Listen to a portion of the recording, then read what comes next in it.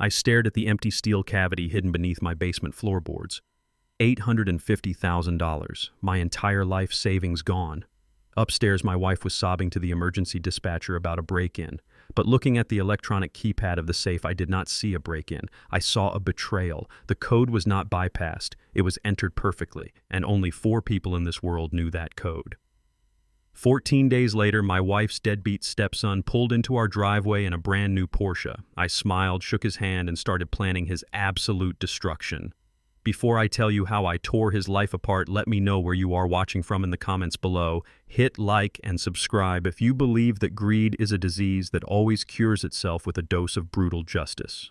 My name is Roy. I am 71 years old and a retired supply chain logistics manager from Chicago. I spent 40 years of my life moving millions of dollars in freight across the country. I know how to track things. I know how people operate when they think no one is looking. Right now, the only thing I was looking at was the hollow concrete hole in my basement. I had sold my private logistics consulting firm 10 years ago.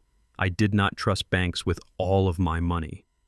I kept $850,000 in rare pre-1933 gold coins and untraceable cash inside a biometric and keypad floor safe. I built the false floor myself. It was invisible to the naked eye. Upstairs, my wife Vivian was hysterical. Her voice echoed down the wooden stairs, trembling as she spoke to the police operator. She was telling them that someone broke into our home, that our security was breached. I loved Vivian. She is a gentle, trusting woman who sees the good in everyone, but she was wrong.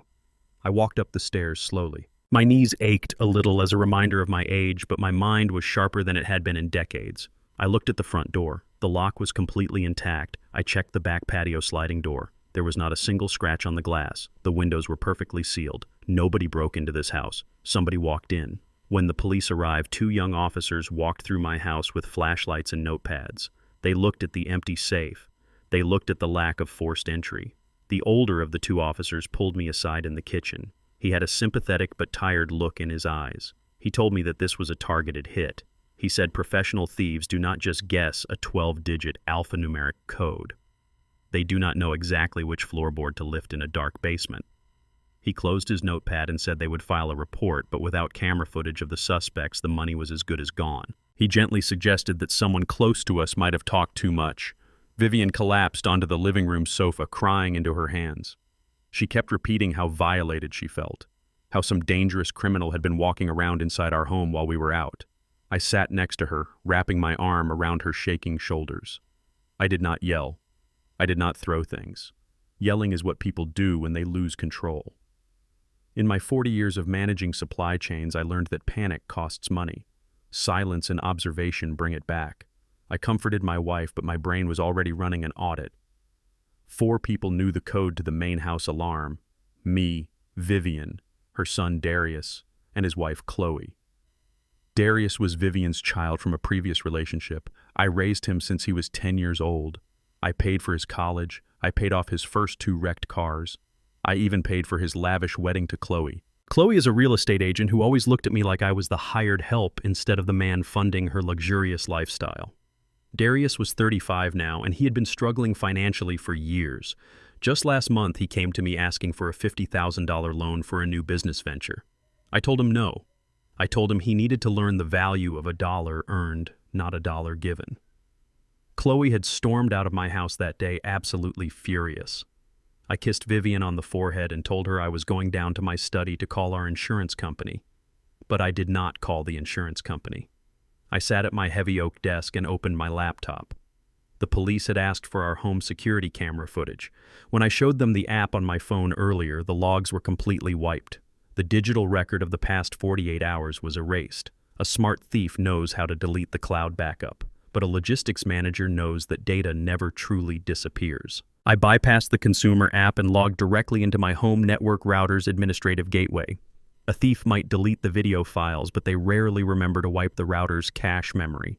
The cache logs the signature of every single device that connects to the local Wi-Fi network. I pulled up the connection logs for Tuesday afternoon. This was the exact time frame Vivian and I were at the hospital for her routine checkup. My eyes scanned the lines of data. There it was. At 2:15 in the afternoon, a mobile device connected to our home Wi-Fi. The device name registered on the network was plain as day, Chloe's iPhone. I stared at the screen. The cold realization settled into my chest. My daughter-in-law was in my house while we were at the hospital.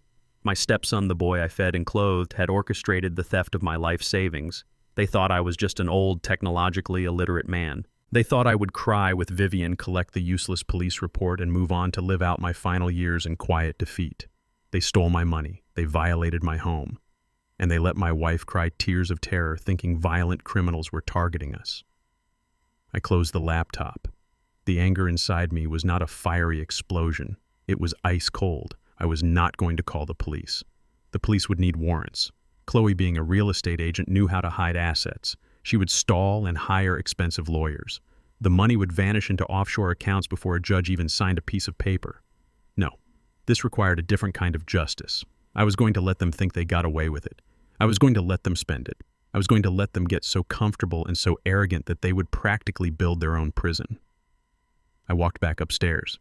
Vivian was drinking a cup of tea, her eyes red and puffy. She looked at me, seeking reassurance. I smiled at her with a calm and reassuring expression. I told her everything was going to be all right. I told her we would change the locks, upgrade the security, and move forward. She hugged me, thanking God that we were at least safe.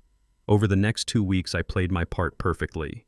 I acted like a defeated old man. I complained about having to budget our groceries.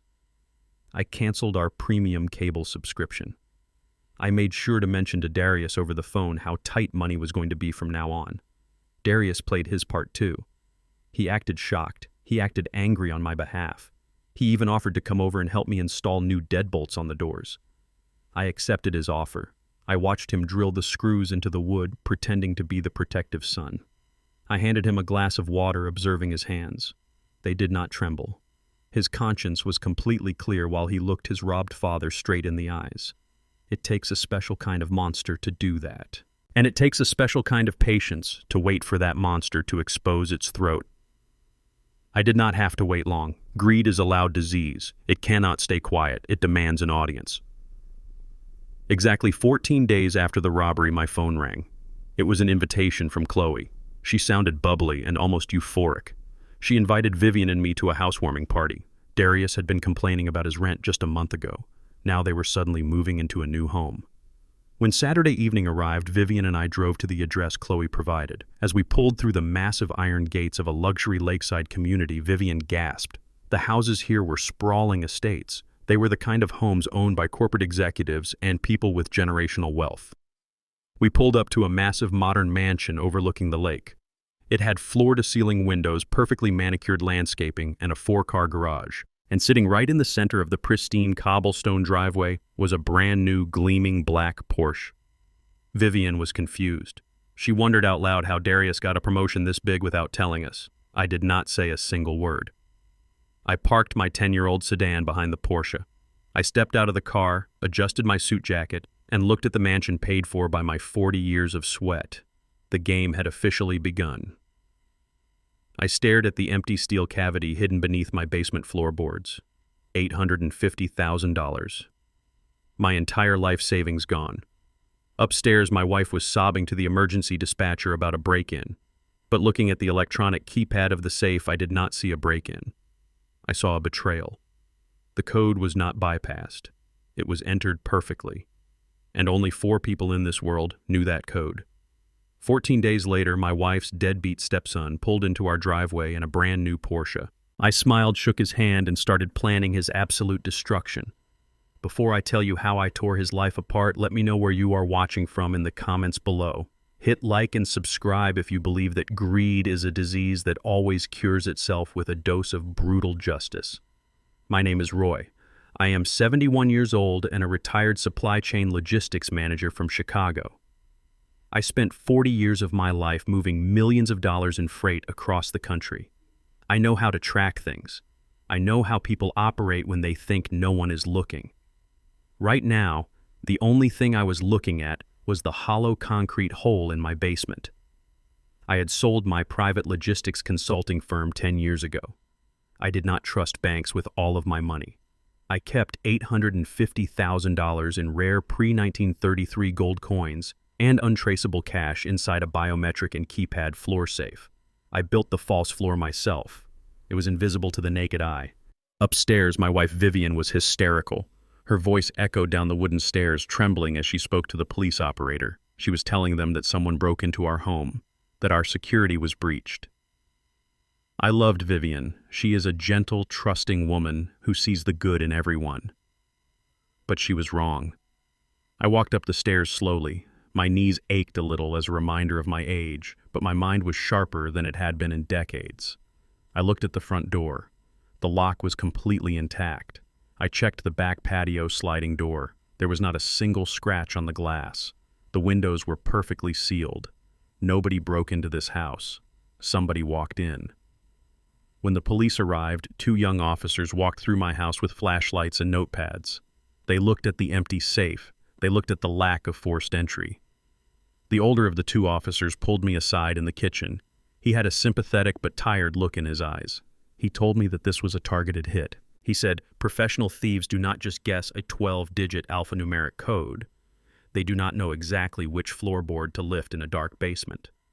He closed his notepad and said they would file a report, but without camera footage of the suspects, the money was as good as gone.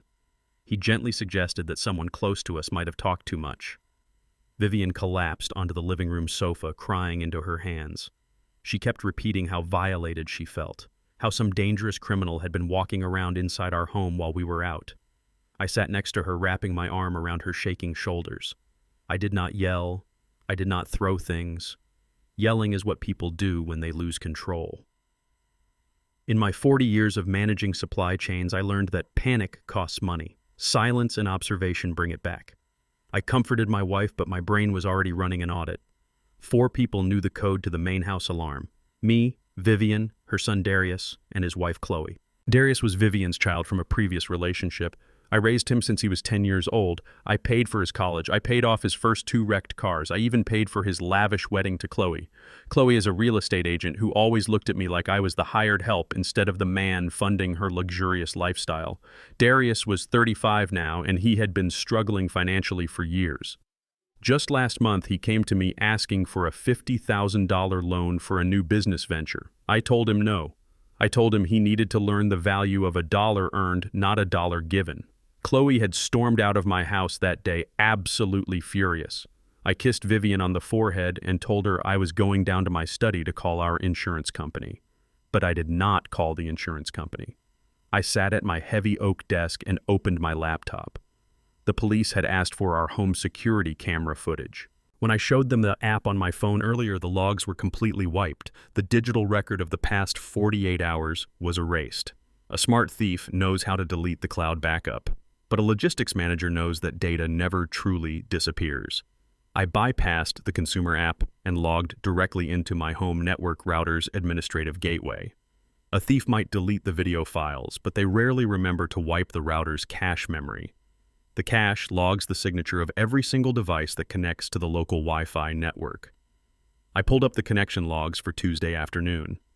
This was the exact time frame Vivian and I were at the hospital for her routine checkup. My eyes scanned the lines of data. There it was. At 2:15 in the afternoon, a mobile device connected to our home Wi-Fi. The device name registered on the network was plain as day, Chloe's iPhone. I stared at the screen. The cold realization settled into my chest. My daughter-in-law was in my house while we were at the hospital. My stepson, the boy I fed and clothed, had orchestrated the theft of my life savings. They thought I was just an old, technologically illiterate man. They thought I would cry with Vivian, collect the useless police report, and move on to live out my final years in quiet defeat. They stole my money, they violated my home, and they let my wife cry tears of terror thinking violent criminals were targeting us. I closed the laptop. The anger inside me was not a fiery explosion. It was ice cold. I was not going to call the police. The police would need warrants. Chloe, being a real estate agent, knew how to hide assets. She would stall and hire expensive lawyers. The money would vanish into offshore accounts before a judge even signed a piece of paper. No. This required a different kind of justice. I was going to let them think they got away with it. I was going to let them spend it. I was going to let them get so comfortable and so arrogant that they would practically build their own prison. I walked back upstairs. Vivian was drinking a cup of tea, her eyes red and puffy. She looked at me seeking reassurance. I smiled at her with a calm and reassuring expression. I told her everything was going to be all right. I told her we would change the locks, upgrade the security, and move forward. She hugged me, thanking God that we were at least safe. Over the next 2 weeks, I played my part perfectly. I acted like a defeated old man. I complained about having to budget our groceries. I canceled our premium cable subscription. I made sure to mention to Darius over the phone how tight money was going to be from now on.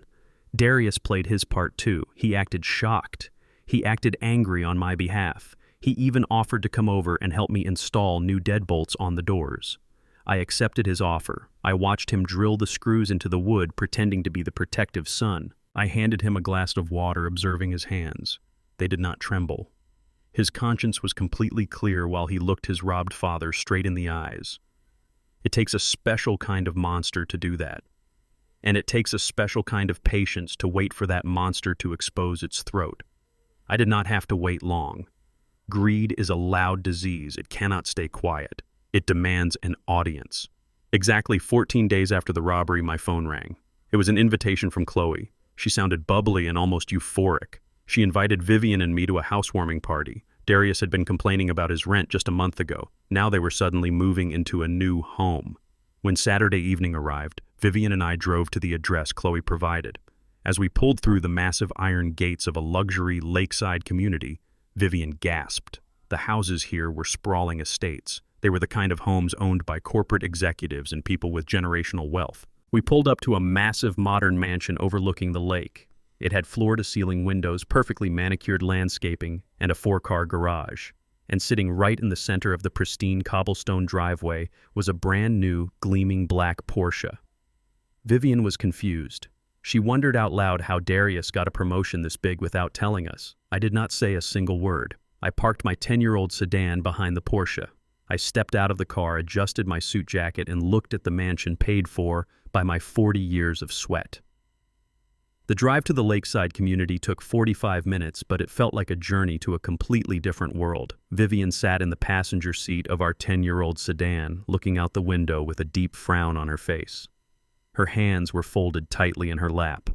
For the past 14 days, she had been living in a state of constant fear and confusion. She jumped at every small noise in our house. She triple-checked the locks every night. She thought violent criminals had targeted us.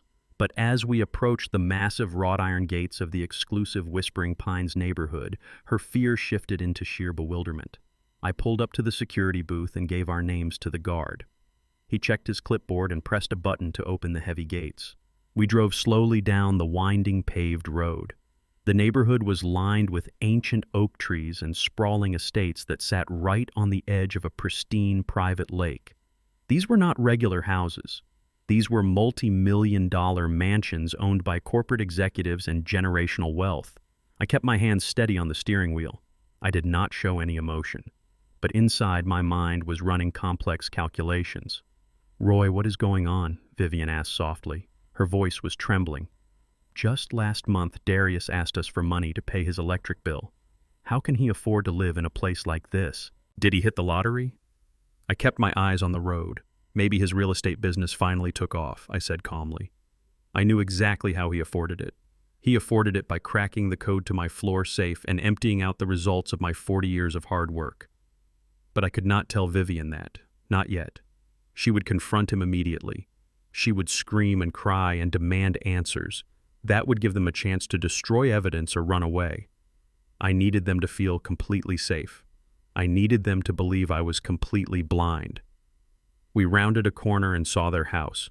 It was a massive modern architectural marvel. It had a sleek flat roof and massive floor-to-ceiling windows that offered a panoramic view of the lake behind it. The front lawn was perfectly manicured, but the house was not the most shocking thing. Sitting dead center in the pristine cobblestone driveway was a brand new 2025 Porsche 911. It was painted a gleaming metallic black. It had custom rims and a red leather interior. I parked my old humble sedan right behind it. I stepped out of the car and looked at the sports car. I know the value of things. I spent my whole life in logistics and supply chain management. A car like that costs north of $150,000. You do not finance a car like that with a bad credit score. You buy it with cash. Untraceable stolen cash. Vivian stepped out of the car and put her hand over her mouth. She stared at the Porsche and then up at the towering mansion. "This makes no sense, Roy," she whispered. "This makes absolutely no sense at all." I offered her my arm. I gave her a reassuring smile. "Let us just go inside and congratulate them," I said. We walked up the wide stone steps to the heavy mahogany double front doors. The door was wide open. Inside, we could hear smooth jazz music playing from a high-end sound system. We could hear the clinking of crystal glasses and the loud laughter of people who thought they were better than everyone else. We stepped into the grand foyer. The ceilings were at least 20 feet high. A massive crystal chandelier hung from the center, illuminating the imported marble floors. The house was filled with people. Most of them were Chloe and her real estate colleagues. They were dressed in designer clothes, holding expensive cocktails and admiring the property. They looked like a pack of wolves circling a fresh kill. Darius spotted us from across the massive living room. He was wearing a tailored suit that probably cost him $2,000. A luxury watch gleamed on his wrist. He walked over to us with a wide, arrogant smile on his face. But as he got closer, I noticed the small details. I noticed the tiny beads of sweat on his forehead. I noticed the way his eyes darted quickly to the left and right. He was playing the part of a successful, wealthy man. But underneath, he was a terrified little boy who knew he was wearing stolen clothes. "Mom, Roy," he said, loudly opening his arms, "I am so glad you guys could make it. Welcome to our new home." He hugged Vivian tightly. She hugged him back, but her body was stiff. She pulled away and looked at him. "Darius, how did you manage all of this?" she asked gently. "This house is incredible." Darius laughed a loud, forced laugh. "Oh, Mom, I just closed a few massive deals. Chloe and I have been working tirelessly. The market is really hot right now, and we finally hit our stride. It is all about the hustle." I extended my hand. "Congratulations, Darius," I said, keeping my voice perfectly level. "You really moved up in the world very quickly." He shook my hand. His palm was damp. "Thanks, Roy," he said, avoiding direct eye contact with me. "I appreciate that. Make yourselves at home. There is catered food in the kitchen and an open bar on the patio." He quickly excused himself to go talk to a group of men in expensive suits. Vivian looked at me and shook her head. I told her to go get a plate of food and relax. She walked toward the kitchen, looking around the massive house like she was in a museum. I stood alone in the hallway observing the party. A good logistics manager knows that you can learn everything about an operation just by standing still and watching the flow of movement. I watched the guests. I watched the extravagant catering spread. I watched the sheer arrogance radiating from the walls of the stolen mansion. Then I saw Chloe. She was gliding through the crowd like she owned the entire world. She was wearing a stunning white designer dress and high heels. Her blonde hair was perfectly styled. She held a delicate crystal flute filled with expensive champagne. She was laughing loudly with a group of women pointing out the features of the lake view. She turned around and made eye contact with me. Her smile vanished for a split second before returning as a fake, condescending smirk. She excused herself from her friends and walked over to me. Her high heels clicked sharply against the marble floor. "Roy," she said, taking a sip of her champagne, "you made it. I was not sure you guys would want to leave the house after everything that happened." Her voice was dripping with fake sympathy. I looked at her directly in the eyes. I played the part of the broken, defeated old man perfectly. I slouched my shoulders just a little bit. I gave a weak, tired sigh. "Well, we had to get out eventually, Chloe," I said softly. "It has been a very hard 2 weeks. We are still trying to figure out how to recover from the loss." Chloe reached out and patted my shoulder. Her touch felt like cold poison. "I heard about your little burglary, Roy," she said. "It is such a shame. But honestly, it is tough living in those old rundown neighborhoods. You can never really trust anyone around there." "Crime is just everywhere these days." I nodded slowly. "Yes, it seems crime can happen right under your nose," I replied. She did not catch the double meaning. She was too drunk on her own hubris. She took another sip of champagne and looked me up and down. She was looking at my simple department store suit and my scuffed dress shoes. "Listen, Roy," she continued, leaning in closer so only I could hear. "I know losing your savings must be devastating for a man your age. If things get too tight for you, and Vivian let us know, we can spare a few bucks to help you guys buy groceries this month. We are family after all." She smiled a wicked, victorious smile. She was offering me grocery money out of the $850,000 she stole from my basement. She wanted to humiliate me. She wanted to establish absolute dominance. She wanted me to know that she was the wealthy, successful one and I was the pathetic old man relying on her charity. I did not break character. I forced a grateful smile onto my face. "Thank you, Chloe," I said quietly. "That is very generous of you. We will let you know if we need help putting food on the table." She nodded, looking incredibly satisfied with herself. "Enjoy the party, Roy," she said before turning around and walking back to her wealthy friends. I watched her walk away. The rage inside my chest was burning hotter than the sun. But I kept my face entirely blank. An amateur acts on anger. A professional uses anger as fuel to construct the perfect trap. They had stolen my money. They had bought a mansion. They had bought a Porsche. They had insulted my intelligence and offered me pity money. I turned around to walk toward the kitchen to find Vivian. But as I turned, my eyes swept across a decorative alcove built into the wall of the grand foyer. It was a well-lit display shelf designed to show off expensive art pieces. My feet stopped moving. My breath caught in my throat. Sitting perfectly centered on that illuminated shelf was a vintage gold carriage clock. It was heavy, made of solid brass and gilded in 24-karat gold. It had a very specific, ornate handle on the top and Roman numerals on the face. It was my clock. It was the clock my late father had given me before he passed away. It was my most prized possession. I knew every single detail of that clock. I knew the tiny scratch on the bottom left corner from when I moved houses back in 1992. I knew the slight discoloration on the brass handle, and I knew exactly where that clock was supposed to be. It was supposed to be sitting in the back right corner of my hidden floor safe. I had placed it inside the safe for protection because I could not bear the thought of losing it. Chloe and Darius did not just steal my cash and my rare coins. In their greed, they swept the entire safe clean and took the clock too.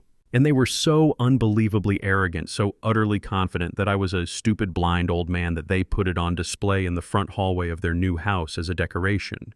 I stood there staring at the gold clock ticking away the seconds. I did not feel defeated anymore. I felt an absolute terrifying clarity. They were arrogant, they were careless, and they were going to pay for every single thing they took from me. I smiled politely to a passing guest and walked toward the kitchen. The trap was ready to be built. All I had to do was guide them right into the jaws. The drive back from the lakeside mansion was entirely silent. Vivian sat in the passenger seat of our 10-year-old sedan looking out the window into the dark night.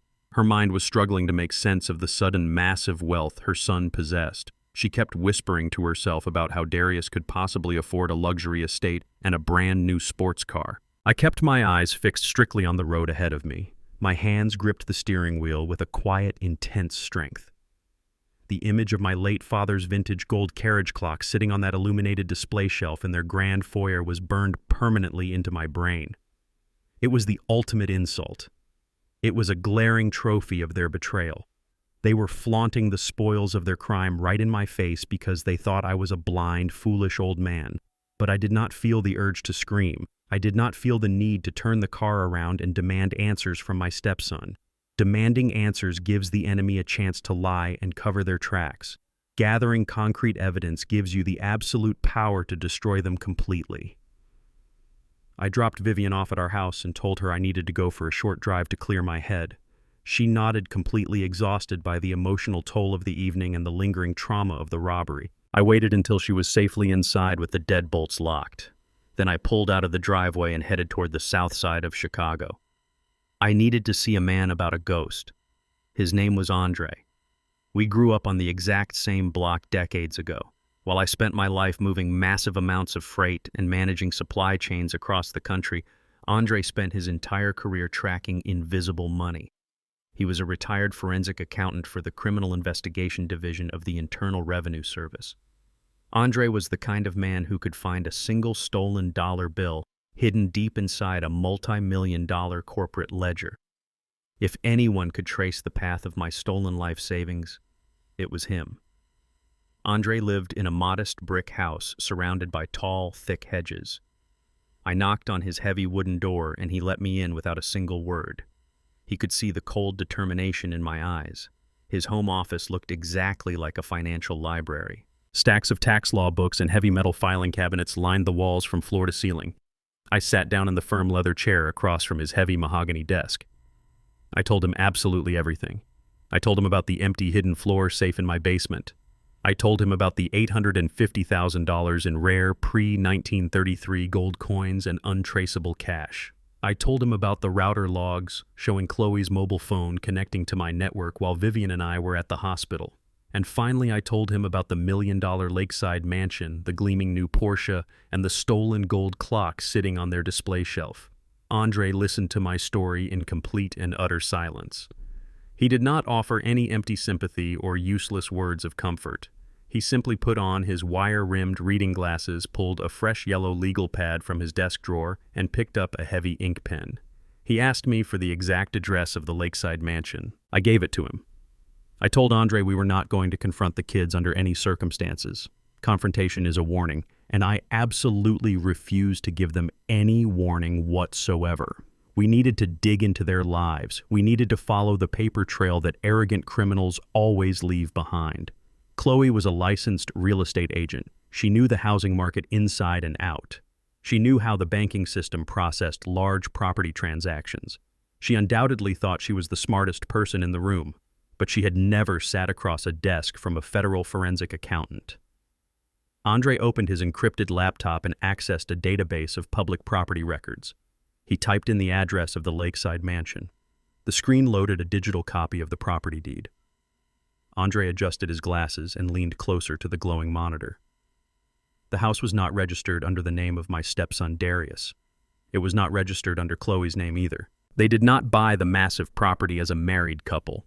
The mansion was officially owned by a corporate shell company. The legal entity was listed on the deed as Lakeside Holdings Limited Liability Company. Andre explained exactly how shell companies work in the real estate sector.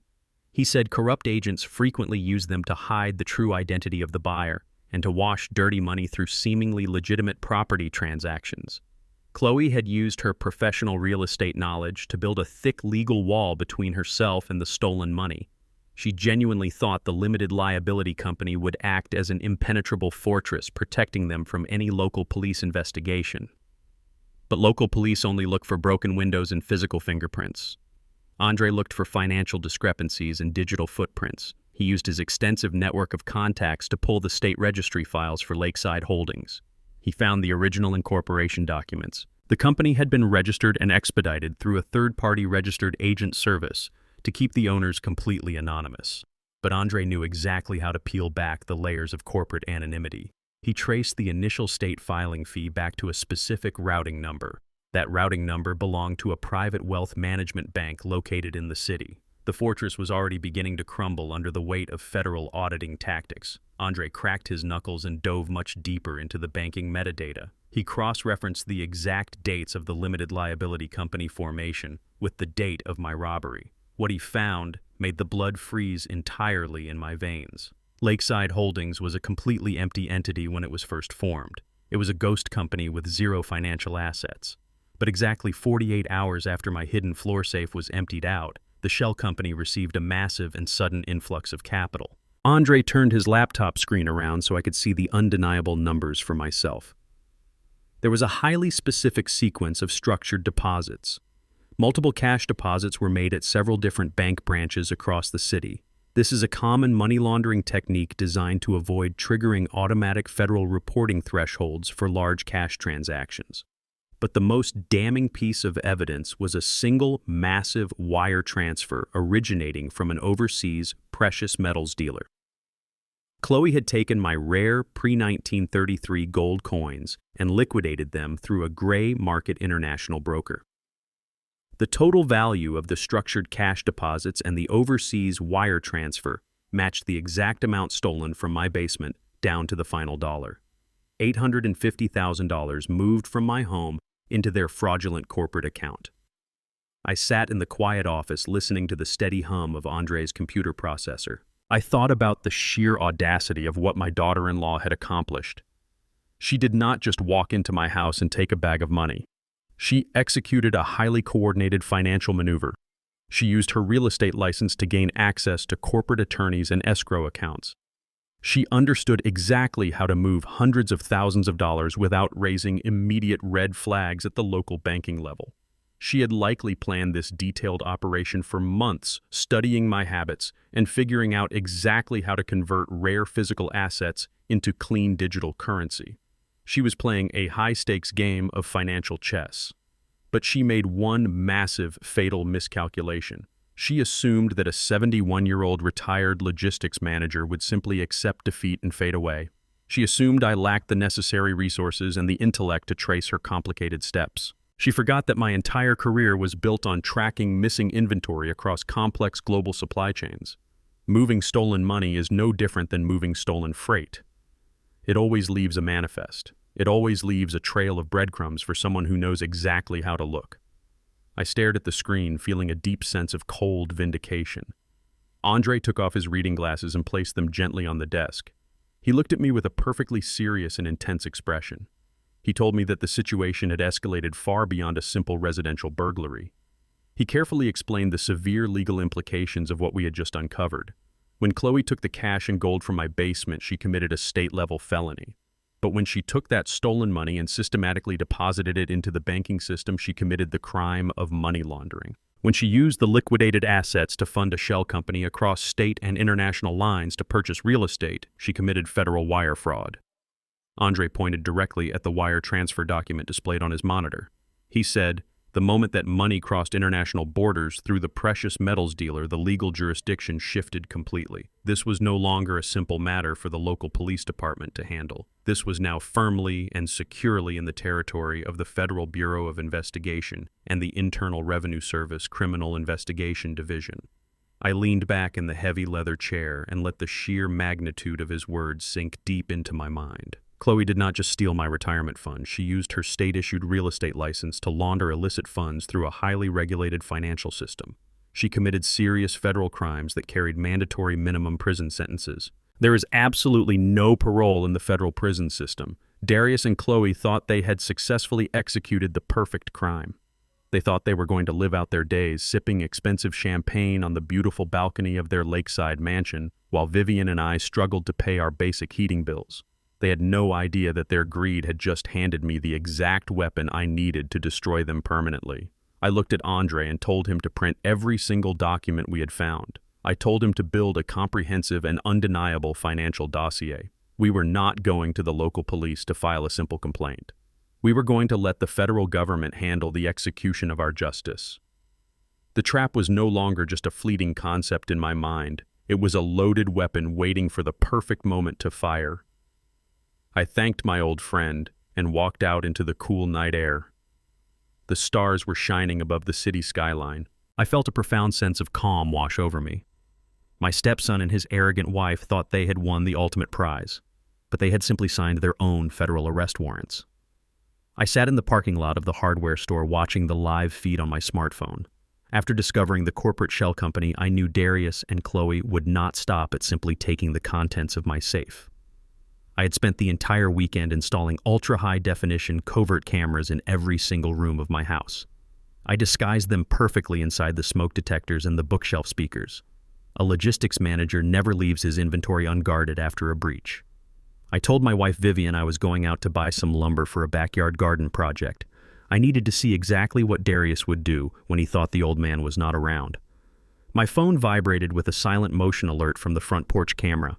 I tapped the notification and saw my stepson walking up to my front door. Darius was holding 2 large cups of expensive coffee from a luxury cafe downtown. He looked over his shoulder before ringing the doorbell. He did not look like a loving son coming to visit his mother. He looked like a predator scanning the perimeter to make sure the coast was clear. The front door opened and Vivian appeared on the screen. Her face lit up with a genuine warm smile. She hugged him tightly, completely unaware that she was embracing the very man who had robbed us blind 14 days ago. Darius hugged her back and handed her one of the coffee cups. He stepped inside the house and the camera feed switched automatically to the living room. I turned the volume up all the way on my phone. The audio was crystal clear. Darius sat Vivian down on the floral sofa. He handed her the coffee, and she took a sip, thanking him for being so incredibly thoughtful. I watched him smile. It was a cold, calculated smile that made my stomach turn. He reached into his designer leather briefcase and pulled out a thick stack of legal documents. There were bright blue sticky notes attached to several pages indicating where a signature was required. He placed the heavy stack on the coffee table right in front of her. He spoke in a soft, reassuring voice that he must have practiced in the mirror. He told Vivian that after the terrible burglary, he and Chloe had been very worried about her health and safety. He said they had taken the liberty of setting up a new comprehensive premium health insurance policy for her. He told her she just needed to sign a few standard forms so the extra medical coverage could begin immediately. Vivian set her coffee down on the coaster. She looked deeply touched by his apparent generosity. She told him he was such a good son, and that she was so proud of the man he had become. Every single word she spoke was like a jagged dagger twisting in my chest. She trusted him completely with her entire heart. She reached for the pen he was holding out to her. She told him she just needed to go to the kitchen to find her reading glasses because the printed text was much too small for her eyes. Darius nodded and told her to take her time. As soon as Vivian walked out of the camera frame, the loving sun facade dropped instantly. Darius wiped the fake smile off his face. He checked his luxury watch and let out an annoyed, heavy sigh. I did not waste another second. I threw my phone onto the passenger seat and started my car engine. I was only 3 blocks away from my house. I drove with a cold, terrifying focus. I did not speed or run any red lights because drawing attention from the police was not part of the plan. But my grip on the steering wheel was tight enough to turn coal into diamonds. Darius thought he had found the perfect window of opportunity. He thought he could manipulate his mother into signing away her life while her protective husband was out buying wood. He was about to learn that a man who spent 40 years anticipating supply chain disruptions is never truly absent. I pulled into my driveway and parked my car smoothly. I took a deep breath to steady my heart rate and clear my expression.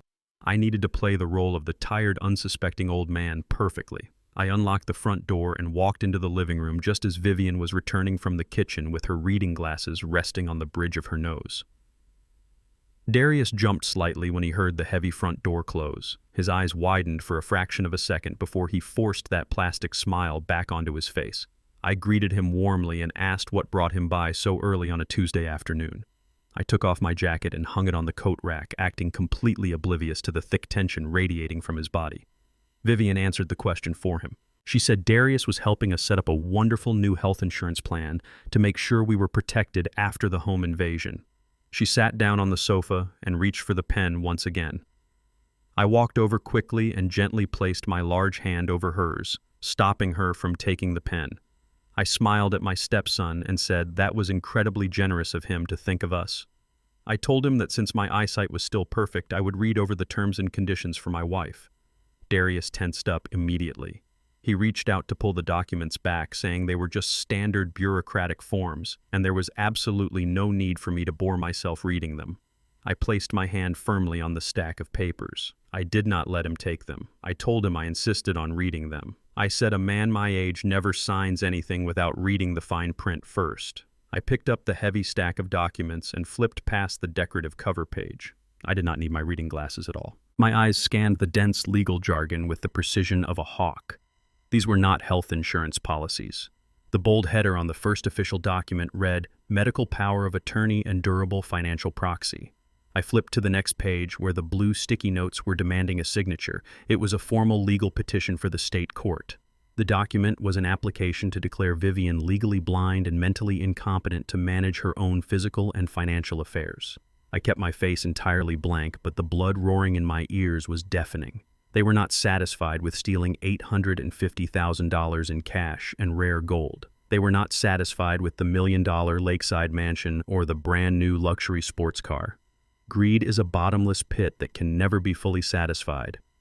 I looked down at the paper and realized exactly what their endgame was. Vivian receives a monthly federal pension of $4,000 from her time working for the Postal Service. This house, the one I built and paid off completely, is currently valued at nearly $600,000. If Darius and Chloe successfully had Vivian declared mentally incompetent, they would seize absolute legal control over her federal pension and the property.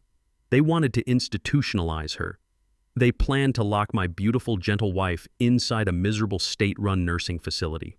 They would sell our family home from right under us and pocket every single monthly pension check she earned for the rest of her life. They brought her poisoned coffee and smiled in her face while handing her the very instrument of her own physical destruction. Darius sat across from me, shifting uncomfortably in his seat. He asked me if everything looked okay with the insurance forms. He tried to sound casual, but his voice was tight and strained with panic. He knew I was reading the absolute truth. I looked up from the papers and stared directly into his eyes. I let the silence stretch for 5 agonizing seconds. I wanted him to feel the crushing weight of my gaze. I placed the documents gently back onto the coffee table. I smiled a slow, wide smile. I told him that the legal language was a bit too dense for me to understand, without my lawyer looking it over first. I said I would keep the papers and have Elias review them tomorrow morning just to make sure we were getting the best possible medical coverage. Darius turned completely pale. The color drained from his face, leaving him looking sick and terrified. He stammered and tried to argue that the health insurance company needed the signatures by the end of the business day, or the promotional rate would expire entirely. He reached out desperately to take the papers back. I placed my hand over the documents again and pressed down hard. I told him not to worry about the strict deadline. I said if the insurance company truly wanted our business, they could certainly wait 24 hours for a signature. Vivian smiled, completely oblivious to the invisible war happening right in front of her. She told Darius to listen to Roy because Roy always handles the household paperwork perfectly. Darius realized he had lost the battle completely. He could not forcefully rip the papers from my hand without causing a massive scene and revealing his true dark intentions to his mother. He stood up abruptly, almost knocking over his cup of coffee. He mumbled a weak excuse about being late for a real estate meeting with Chloe. He quickly kissed Vivian on the cheek and practically ran out the front door. I listened to the sound of his car tires screeching as he sped out of the driveway and down the street. I stood alone in the living room holding the legal petition that would have ended my wife's freedom and stolen her dignity. I looked at Vivian, who was happily sipping her coffee, completely unaware of the massive bullet she had just dodged. My entire perspective shifted in that single moment. Before today, this was simply a matter of stolen money. It was a matter of teaching a greedy stepson a harsh lesson about severe financial consequences. But the game had just escalated far beyond dollars and cents. By attempting to declare Vivian mentally incompetent and lock her inside a state medical facility, Darius and Chloe had crossed a line that could never be uncrossed. They were willing to destroy a human life for a $4,000 monthly check. They were willing to tear a loyal wife away from her husband just to fund their lavish lifestyle. They did not just want to rob us of our savings. They wanted to erase us completely from the world. I folded the terrible documents and placed them safely inside my jacket pocket. I walked over to the living room window and looked out at the empty street. I realized that this was no longer a simple revenge plot. This was a fight to the absolute death. I was going to systematically dismantle every single aspect of their miserable lives. And I was not going to stop until they begged me for a mercy they did not deserve. I stood in front of the full-length mirror in my bedroom. A general going to war must know exactly what armor to wear. Today, my armor was weakness. I went into the deepest dark corner of my closet and pulled out a faded green canvas jacket. I found a pair of scuffed brown work boots that I had not worn since 1998. I put on a pair of baggy denim jeans with frayed hems. I looked at my reflection. I did not look like a man who possessed millions of dollars in offshore accounts. I did not look like a man who spent 40 years managing complex national supply chains. I looked exactly like a broken, defeated 71-year-old man. I looked like a victim. And that was exactly what I needed my daughter-in-law Chloe to see. I drove my 10-year-old sedan to the downtown financial district. Chloe worked for an elite luxury real estate brokerage. Her office was located on the ground floor of a massive glass and steel high-rise building.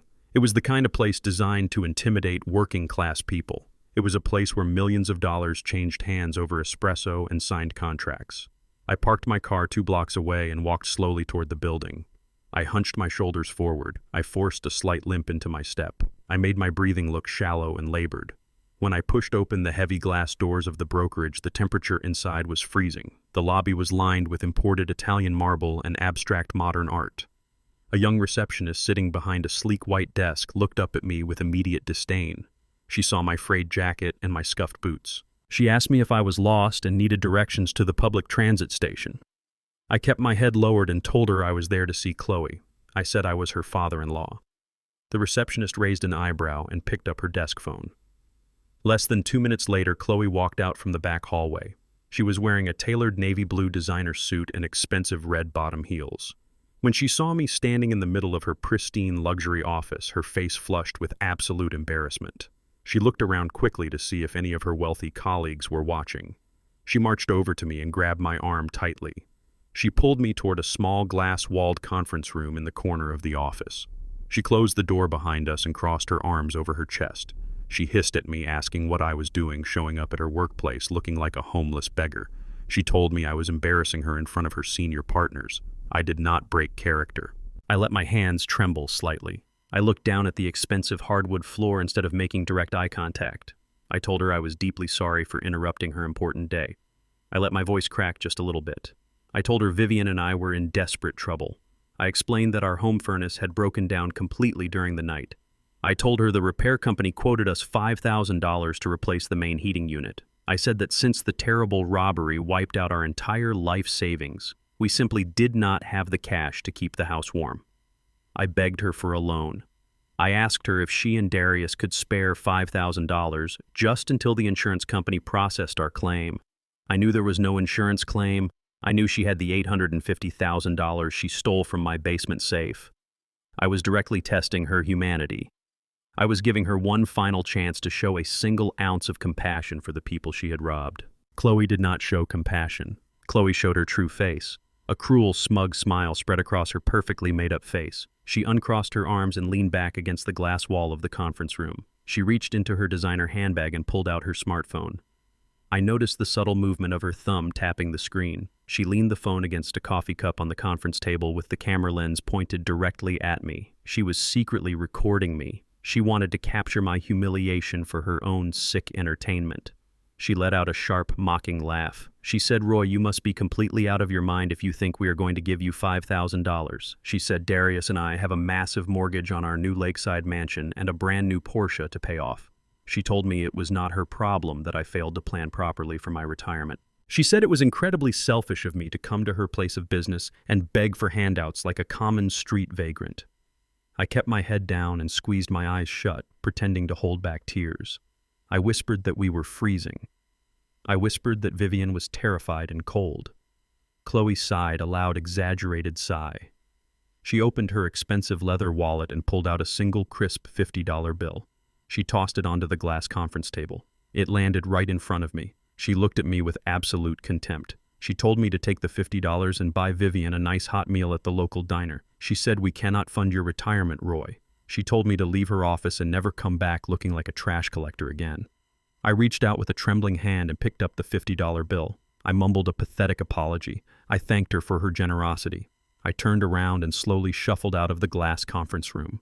I walked through the marble lobby with my head bowed, feeling the judgmental stares of every single real estate agent in the room. I pushed through the heavy glass doors and stepped back out onto the busy city sidewalk. As soon as the doors closed behind me, the facade vanished completely. I straightened my spine. I squared my broad shoulders. The fake limp disappeared from my stride. The trembling in my hands ceased entirely. I walked the 2 blocks back to my parked sedan with the cold, precise energy of a predator tracking its prey. I sat in the driver's seat and pulled the $50 bill out of my pocket. I did not feel humiliated. I felt absolutely victorious. Chloe had just handed me the final weapon I needed to destroy her public image forever. I started the car engine, but I did not drive away immediately.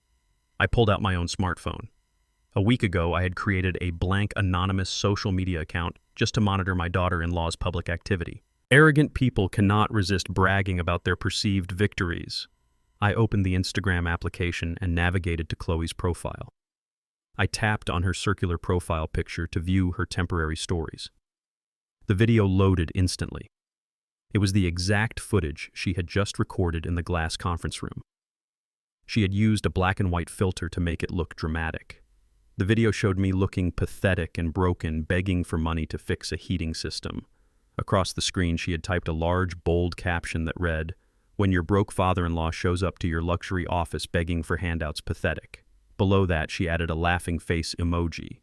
The video clearly captured her tossing the $50 bill onto the table and telling me she could not fund my retirement. She had posted this to her private story visible to her wealthy friends, her elite real estate colleagues, and her exclusive social circle. She thought she was establishing her dominance. She thought she was proving to her network how successful and untouchable she had become. She had absolutely no idea that she just documented her own total lack of basic human decency. I tapped the screen and used a specialized application to download and save the video directly to my encrypted hard drive. I locked the phone and placed it securely in my jacket pocket. Chloe did not just steal my money and plot to lock my wife inside a psychiatric ward. She had now publicly mocked my fabricated suffering. She had provided me with crystal-clear, high-definition evidence of her toxic character. I shifted the car into drive and merged smoothly into the downtown traffic. They wanted to play games with my dignity. They wanted to laugh at the old man they believed they had successfully ruined. They were completely unaware that the old man was meticulously gathering the fuel needed to burn their entire lives to the ground. I had the financial records from the offshore accounts. I had the medical power of attorney documents they tried to trick my wife into signing. And now I had the video of her cruel arrogance. The pieces were falling into place perfectly. It was time to offer my greedy stepson a bait he could never possibly refuse. I sat in the dim light of my home study, carefully forging my own handwriting. A trap is only as effective as the bait you place inside it. If the bait looks too clean, the rat will smell the poison. I needed to create a document that looked like it had been handled for years. I took an old, cracked leather journal that I used to track freight shipments back in 2005. I filled the first 30 pages with meaningless logistics calculations, warehouse capacities, shipping routes, diesel fuel costs. But on page 31, I wrote something entirely different. I detailed the existence of a high-security storage unit located on the outskirts of the city. I wrote down a fake unit number, a fake entry code, and I specifically detailed the contents of that unit. $1.5 million in unregistered municipal bearer bonds. Bearer bonds are the holy grail for a thief. They are like cash, but much easier to carry. Whoever physically holds them owns them. I stained the page with a few drops of old coffee and rubbed dirt into the edges of the paper. It looked completely authentic. It looked exactly like the paranoid ramblings of an old man hiding his fortune. I picked up my phone and called my stepson, Darius. I did not sound cold or sharp. I slurred my words just a little bit. I told him I was at a rundown dive bar on the south side of the city. I told him I was feeling incredibly depressed about the robbery and the broken furnace. I begged him to come have a beer with his old man. I told him I needed family right now. Darius hesitated at first. He probably had reservations at some 5-star restaurant with his arrogant wife, but he agreed to come. He agreed because he wanted to keep up the facade of the caring stepson. He wanted to make sure the broken old man was not getting suspicious. I sat at a sticky wooden table in the back corner of the bar. The air smelled of stale beer and cheap cleaning chemicals. A neon sign buzzed loudly above my head, casting a harsh red light across the room. I had a half-empty glass of cheap whiskey in front of me, but it was just iced tea. A man seeking vengeance must keep his mind completely sober. The heavy metal door of the bar swung open, and Darius walked in. He looked entirely out of place. He was wearing a custom-tailored charcoal suit and a designer watch. He looked around the dark room with an expression of absolute disgust before spotting me in the corner. He walked over, brushing dust off the wooden chair before sitting down. He asked what I was doing in a place like this. His voice was laced with fake concern. I looked up at him with heavy, drooping eyes. I let my shoulders slump forward, playing the part of a defeated victim. I reached out and grabbed his forearm with a trembling hand. I told him I was losing my mind. I told him the stress of the home invasion was eating me alive. I forced a single tear to well up in the corner of my right eye and roll down my cheek. It takes a supreme level of discipline to cry on command, but I thought about the absolute betrayal of my family, and the tears came easily. I told him Vivian was terrified. I told him I felt like I had failed to protect my home and my wife. Darius placed his hand over mine. He patted my skin softly. He told me I was being too hard on myself. He said these things happen to older people. and that I should not carry the burden alone. He told me that he and Chloe were always there to support us. It was a sickening performance. He was the one who violated my home. He was the one who stole my savings and tried to put my wife in a cage. And here he was, playing the supportive son, holding my hand in a dark bar. I leaned in closer across the sticky table. I looked around the empty bar as if I was terrified someone might be listening to us. I lowered my voice to a raspy, desperate whisper. I told him I needed to confess something. I told him I had been keeping a massive secret from Vivian and from the police. Darius leaned in closer too. His eyes narrowed with dark curiosity. I took a deep breath and let the words spill out of my mouth. I said, "Thank God the thieves did not find the safety deposit key, Darius." I told him the money in the floor safe was just my liquid cash. I whispered that there was another $1.5 million in unregistered bearer bonds hidden away. The physical reaction from my stepson was instantaneous and absolute. His entire body went rigid. The fake, sympathetic smile vanished from his face completely.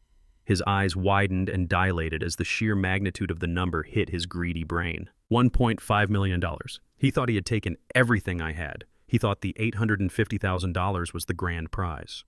But suddenly he realized he had left the real treasure behind. I watched his mind working.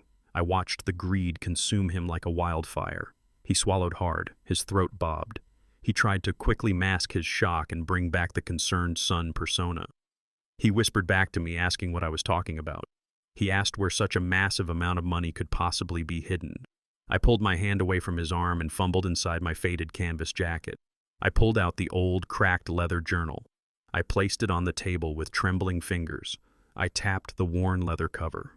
I told him the details were all written down in this book. I told him the bearer bonds were locked inside an anonymous commercial storage unit outside the city limits.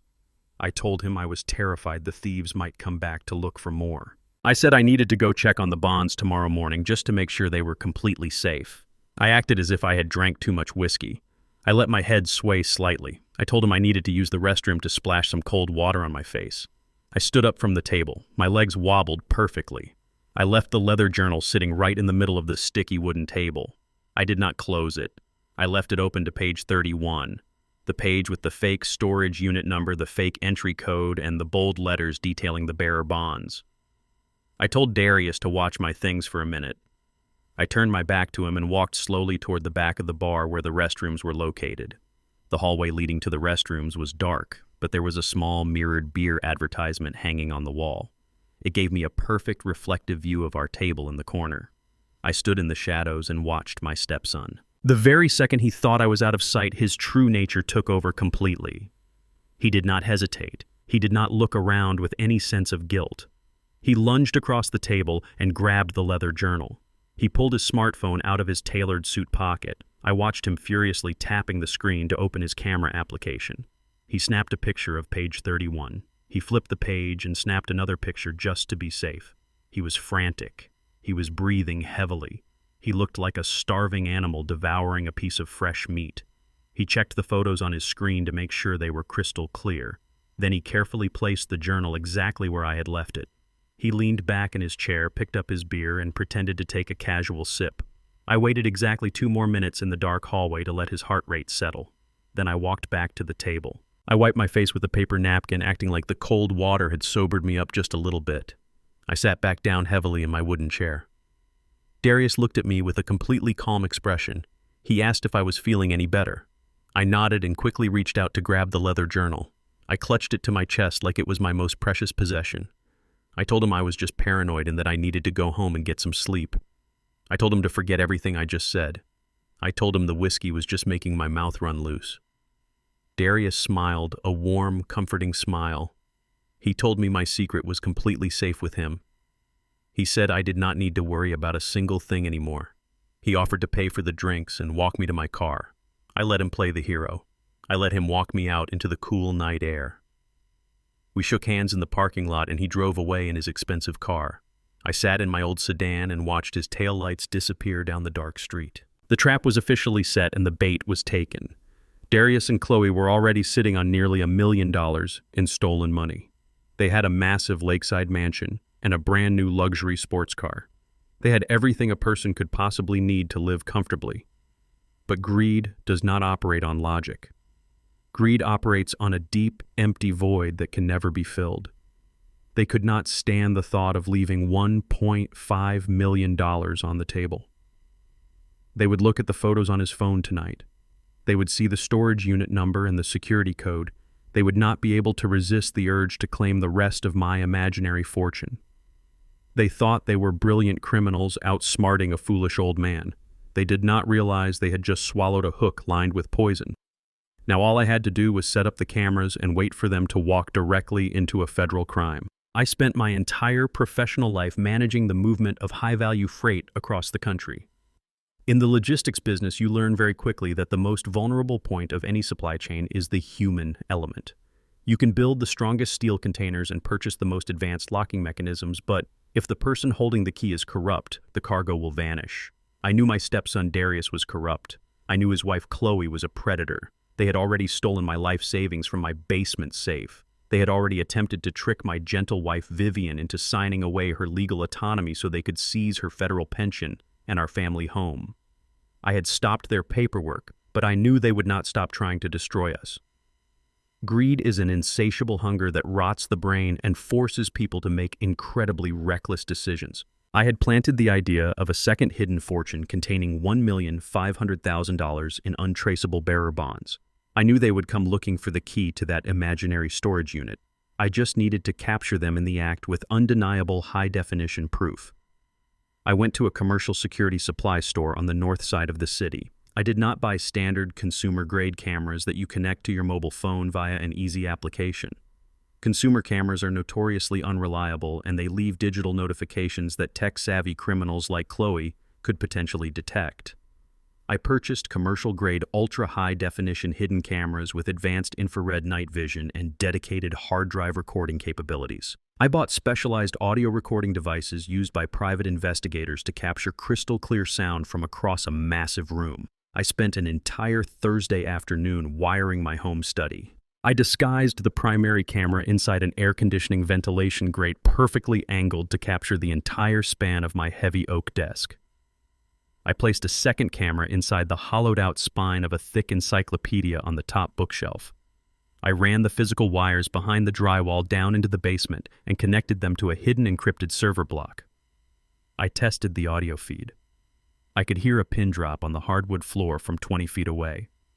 With the trap physically built, I needed to give the rats a safe window of opportunity to enter the maze. I sat down at the kitchen table with Vivian on a Friday morning. I told her that after all the stress of the robbery and the furnace breaking down, we desperately needed a weekend away to find some spiritual peace. I suggested we attend a 3-day couples retreat hosted by our church at a quiet resort 2 hours outside of the city limits. Vivian loved the idea. She smiled and thanked me for being so thoughtful. She immediately picked up her phone and called Darius. She told her son that we would be leaving the house completely empty from Friday afternoon until Sunday evening. She told him we would be turning our cell phones off to focus on prayer and meditation. I listened to her relaying this information from the hallway. I could perfectly imagine the greedy smile spreading across my stepson's face. He told his mother to have a wonderful and relaxing trip. He told her not to worry about a single thing because he and Chloe would keep a close eye on the property while we were gone. It was the perfect alibi. They had an empty house, a guaranteed 48-hour window, and the absolute certainty that the old man and his wife were completely disconnected from the outside world. Vivian and I packed our bags and drove to the church retreat on Friday afternoon. We checked into our modest hotel room. I attended the evening prayer session with my wife holding her hand and playing the part of the devoted husband seeking spiritual healing. But my mind was operating with the cold, precise calculation of a military strategist. When Vivian fell asleep early on Saturday evening, I quietly opened my laptop on the small desk in our hotel room. I established a secure remote connection to my home server. The live video feed from my study loaded onto the screen. The room was dark, but the infrared sensors illuminated every single detail in sharp black and white clarity. I sat in the silent hotel room and waited for the predators to arrive. At exactly 11:15 on Saturday night, the front door of my house opened. I did not hear the sound of breaking glass or forced entry. I heard the smooth click of the deadbolt unlocking. Darius had used the spare key that Vivian had given him for emergencies years ago. He had walked right through the front door of the home I built with 40 years of sweat. The audio feed picked up their quiet footsteps moving rapidly down the main hallway. The door to my study opened and the overhead light flicked on, washing the black and white infrared feed in bright, full-color, high-definition video. Darius and Chloe stepped into the center of the room. They were dressed in dark clothing. Darius looked nervous. He kept looking back over his shoulder toward the hallway like a frightened child. Chloe looked entirely different. She looked determined, arrogant, and completely focused. She walked directly over to my heavy oak desk and began pulling open the drawers. She did not show a single ounce of hesitation or guilt. She was violating the private sanctuary of the man who had funded her lavish wedding, and she was doing it with absolute enthusiasm. Darius walked over to the bookshelves. He started pulling books out and shaking them by the spine, checking to see if a key or a piece of paper would fall out onto the floor. He whispered to Chloe, asking her if she was absolutely sure I had left the leather journal in the study. Chloe snapped back at him, telling him to stop whining and keep looking. She said an old, paranoid man like Roy would never leave a key to $1,500,000 in bearer bonds lying around in plain sight. She methodically tore through my filing cabinets. She dumped my personal tax returns and my medical records onto the hardwood floor without a second thought. They were tearing my life apart piece by piece, looking for their next massive payday. I watched them ransack my study for 20 agonizing minutes. I watched my stepson disrespect everything I had ever provided for him. Darius let out an exasperated sigh and wiped sweat from his forehead. He leaned against the wall and told Chloe that maybe I was lying about the bearer bonds. He said maybe the drunken old fool was just talking out of his mind at the bar. Chloe slammed a drawer shut with incredible force. The audio feed captured her voice with terrifying clarity. She turned to her husband with a look of pure, unadulterated venom on her face. She pointed her finger directly at his chest. She told him I was not lying. She said I was too stupid and too rigid to invent a story about municipal bearer bonds. She stepped closer to Darius and lowered her voice, but the high-definition microphone caught every single devastating syllable. She said, "You need to find that key, Darius. If we get this $1,500,000, we can finally dump the old lady in the state facility, and you will not have to pretend to care anymore. We can take the money, sell this miserable house, and never look back. I am completely sick and tired of playing the loving daughter-in-law to a useless blind woman who belongs in a cage. Find the key." I sat in the quiet hotel room hundreds of miles away and felt the temperature of my blood drop to absolute zero. She had just verbally confirmed her entire malicious plot on camera. She had just admitted that she viewed my gentle, loving wife as a nuisance that needed to be locked inside a state asylum. She admitted that their entire relationship was a fraudulent performance designed to extract wealth. She provided me with the exact audio confession I needed to destroy her completely. But a confession to a moral failure is not enough to send a person to federal prison. I needed her to commit an undeniable felony on camera. I needed her to take the golden bait. I had specifically designed a false bottom inside the lowest drawer of my heavy oak desk. It was secured by a hidden magnetic latch that required a strong physical pull to dislodge. Chloe moved away from Darius and knelt down in front of the desk. She pulled the bottom drawer entirely out of its wooden tracks and set it on the floor. She ran her hands along the interior wooden paneling. She felt the slight deviation in the wood grain. She pulled hard. The magnetic latch released with a loud snap. The false bottom lifted away. Chloe gasped. She reached her manicured hand into the hidden compartment and pulled out a heavy iron safety deposit key. She held it up to the overhead light like a shiny golden trophy. Darius rushed over to her side, his eyes wide with absolute greed. He asked her if there was anything else inside the compartment. Chloe reached back down and pulled out a thick, cream-colored envelope sealed with red wax. She ripped the envelope open right there on the floor. She pulled out a highly detailed legal document. I had paid my friend Andre, the retired forensic accountant, a significant sum of money to help me draft this specific document. It looked like an official notice from a prestigious offshore financial trust located in the Cayman Islands. The document carried official-looking seals and complex legal banking terminology. It stated clearly that the bearer bonds were currently secured in an anonymous private vault. But the document contained one very specific aggressive stipulation. It stated that the vault account was currently in arrears. It demanded a mandatory escrow release fee of exactly $20,000. It warned that if the $20,000 fee was not wired to the attached routing number within 72 hours, the vault would be permanently sealed and the bonds would be surrendered to the state. Chloe read the document out loud. Her voice was trembling with excitement and panic. Darius paced back and forth across the room, running his hands over his head. He told Chloe they did not have $20,000 in liquid cash sitting around. He reminded her that they had already spent a massive portion of my stolen life savings on the down payment for the lakeside mansion, the brand new Porsche, and paying off his immediate gambling debts. He said their local bank accounts were nearly empty because they tied all the money up in the real estate shell company to hide it from the authorities. Chloe looked at him with an expression of absolute disgust. She called him a pathetic coward. She said they were standing on the precipice of $1,500,000 and he was whining about a minor logistical hurdle. She told him that she still had unrestricted access to the corporate banking portal for Lakeside Holdings Limited Liability Company. She said they still had exactly $25,000 sitting in the corporate operating account from the initial money laundering phase. Darius panicked. He warned her that using the limited liability company account to wire funds directly to an offshore trust in the Cayman Islands could trigger an automatic audit. He begged her to wait and try to secure a quick personal loan instead. Greed is the ultimate silencer of logic. Chloe laughed in his face. She told him that personal loans take weeks to clear underwriting, and the document clearly stated they only had 72 hours before the bonds were surrendered permanently. She said nobody was going to audit a real estate holding company for wiring $20,000 to an escrow account because real estate companies do it every single day. She was incredibly confident in her own criminal intelligence. She was so blinded by the shiny illusion of another $1 million that she completely abandoned her basic survival instincts.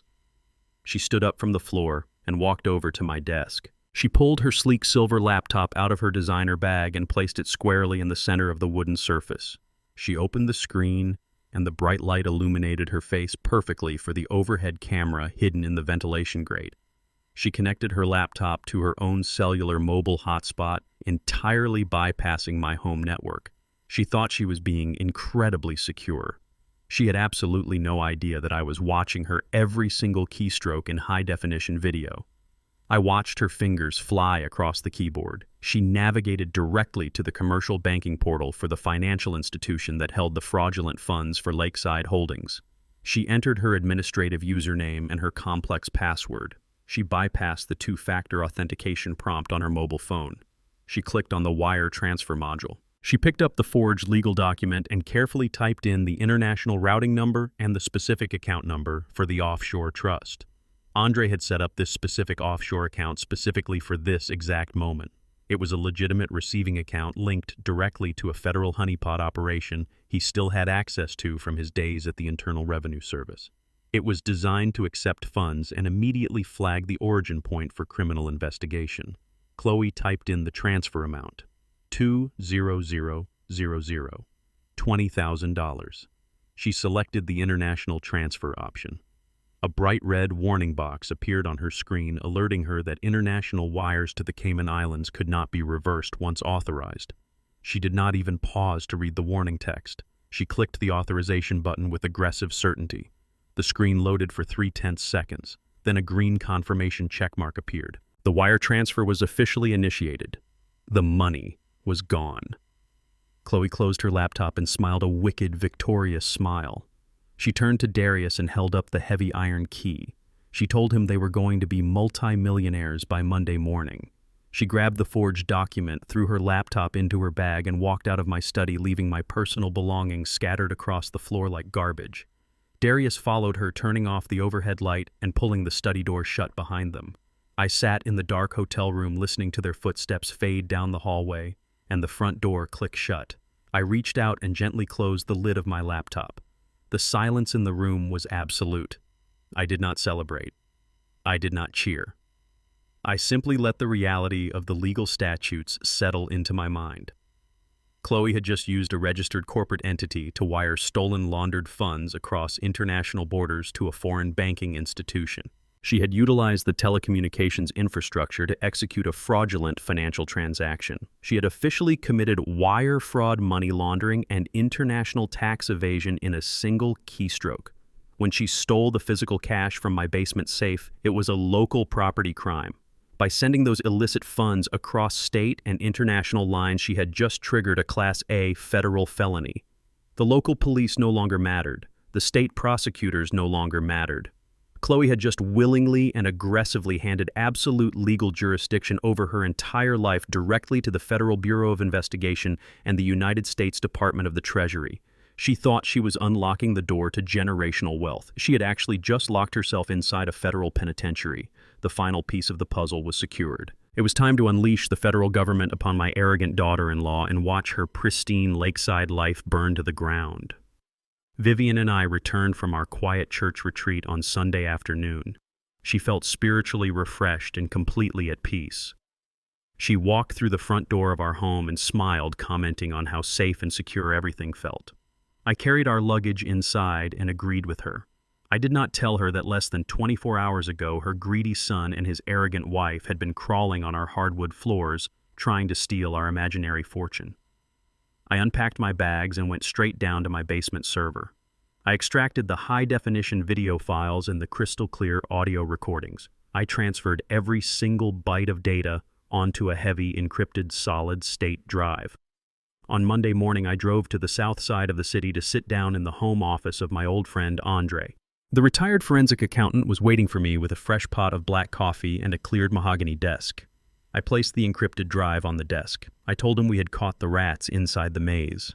Andre plugged the drive into his secure laptop.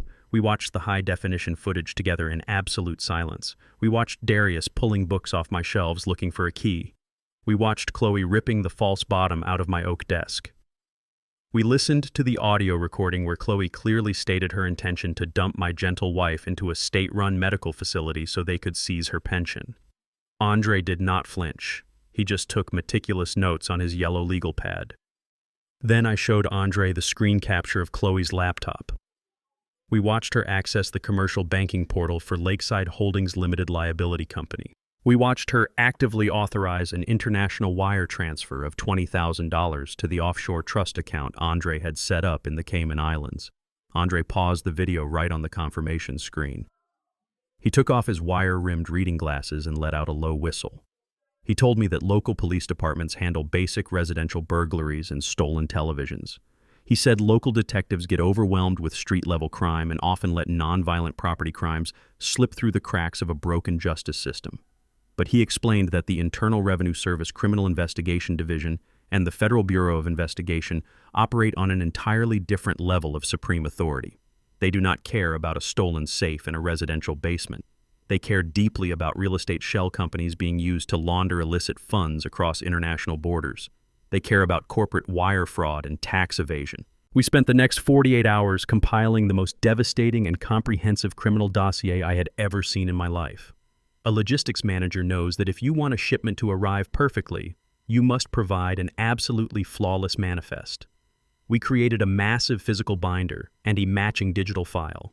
We categorized the evidence into distinct federal violations. Section 1 contained the proof of the shell company creation and the initial structuring of the stolen cash deposits. It showed how Chloe used her real estate license to bypass standard escrow security protocols. Section 2 contained the digital logs of the international wire fraud and the subsequent money laundering violations. Section 3 contained the high-definition video and audio files proving extreme elder abuse conspiracy and attempted financial extortion. We cross-referenced every single banking routing number with the corresponding internet protocol addresses captured by my home network. The paperwork was impenetrable. It was a perfectly constructed steel trap made of ink and digital data. We did not walk into a local police precinct to hand over our findings. Walking into a local precinct gives corrupt defense attorneys a chance to suppress evidence through procedural technicalities or jurisdictional disputes. Andre used his deep connections from 30 years of federal service. He made a highly encrypted phone call to a former colleague who was now a senior supervisory special agent at the Regional Federal Bureau of Investigation field office. Andre vouched for the absolute authenticity of our massive dossier. He transmitted the entire digital package through a secure federal portal directly to the desks of the White Collar Crime Unit and the Joint Financial Task Force. Once you press send on a federal indictment package, there is no going back. You hand over the controls to a massive, powerful machine. the federal wheels of justice turn incredibly slowly. They do not kick down doors based on a single phone call from a retired accountant. They verify every single bank routing number. They subpoena the internet service providers to match the digital signatures.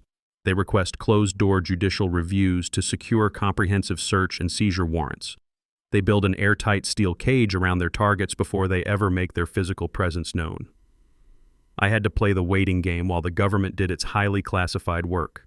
For the next 3 weeks, I had to act perfectly normal. I had to answer phone calls from Darius and pretend to be the depressed, broken old man he thought he had defeated. I had to listen to Chloe brag about her luxury real estate listings and bite my tongue when she offered fake sympathy for my fabricated financial struggles. During one particularly painful Sunday dinner at our house, Darius casually asked Vivian if she had thought any more about signing those health insurance forms he had brought over. I watched my wife smile warmly and tell him that I was still reviewing the complicated paperwork. Darius looked at me with a nervous twitch in his eye. I just chewed my food slowly and told him that legal documents take a long time to properly digest. It takes a massive amount of psychological discipline to smile at the people who are actively trying to destroy your family. Every time Chloe walked into my house wearing clothes bought with my stolen money, I wanted to throw her out into the street. Every time she complained about the cost of maintaining her new lakeside mansion, I wanted to expose her entirely. But I knew something they did not know. I knew that highly trained federal agents were currently dissecting their entire lives. I knew that forensic accountants were currently freezing their shell company assets behind a wall of bureaucratic silence. I just needed to maintain my composure and let the poison work its way fully through their system. The agonizing wait finally ended on a rainy Tuesday morning. I was sitting alone in my study, drinking a cup of black coffee, when my encrypted mobile phone vibrated silently on the desk. The caller identification displayed a restricted government number. I answered the call with a calm, steady voice. The man on the other end introduced himself as Special Agent Thomas Vance from the Federal Bureau of Investigation, White Collar Crimes Division. His voice was completely devoid of any emotion or hesitation. It was the absolute voice of a professional executioner calling to confirm an appointment. He informed me that the Joint Task Force had thoroughly reviewed the comprehensive dossier submitted by my associate Andre. He confirmed that they had successfully presented the evidence to a federal judge. The judge had immediately signed federal warrants for multiple counts of wire fraud, money laundering, and tax evasion. He told me that they had successfully traced the stolen funds directly through the Lakeside Holdings corporate accounts and linked them to the international wire transfer initiated from my home study. He said the evidence of elder abuse and extortion provided the necessary aggravating factors to deny any future requests for bail. The case was completely locked down. Then he asked me a highly specific tactical question. He asked if I knew where the targets would be located this upcoming weekend. I looked at the calendar sitting on my heavy oak desk. This upcoming weekend was a very special occasion. It was my 25th wedding anniversary with Vivian. Darius and Chloe had aggressively insisted on hosting a massive catered anniversary party for us at their new lakeside mansion. They wanted to use our milestone anniversary as a convenient excuse to show off their stolen wealth to their elite social circle. They had invited 50 of their wealthiest friends to drink expensive champagne and marvel at their architectural masterpiece. I smiled a cold, hard smile at the absolute poetic justice of the situation. I gave Special Agent Vance the exact address of the lakeside mansion. I told him there would be a large gathering of high-profile guests on Saturday night. I told him the property would be fully illuminated and the front gates would likely be open for the catering staff. The agent paused for a brief second to process the logistical information. He told me that a public execution of federal search and arrest warrants would be highly effective for securing immediate asset forfeiture without the risk of the suspects attempting to flee or destroy physical evidence. Special Agent Vance thanked me for my meticulous documentation and my exceptional patience. He told me to ensure that my wife and I were seated comfortably away from the main entrance when the clock struck exactly 8 in the evening. He told me the federal raid was officially scheduled and fully authorized. I ended the call and placed the phone back onto the wooden desk. The silent waiting period was officially over. Darius and Chloe thought they were going to host the social event of the season.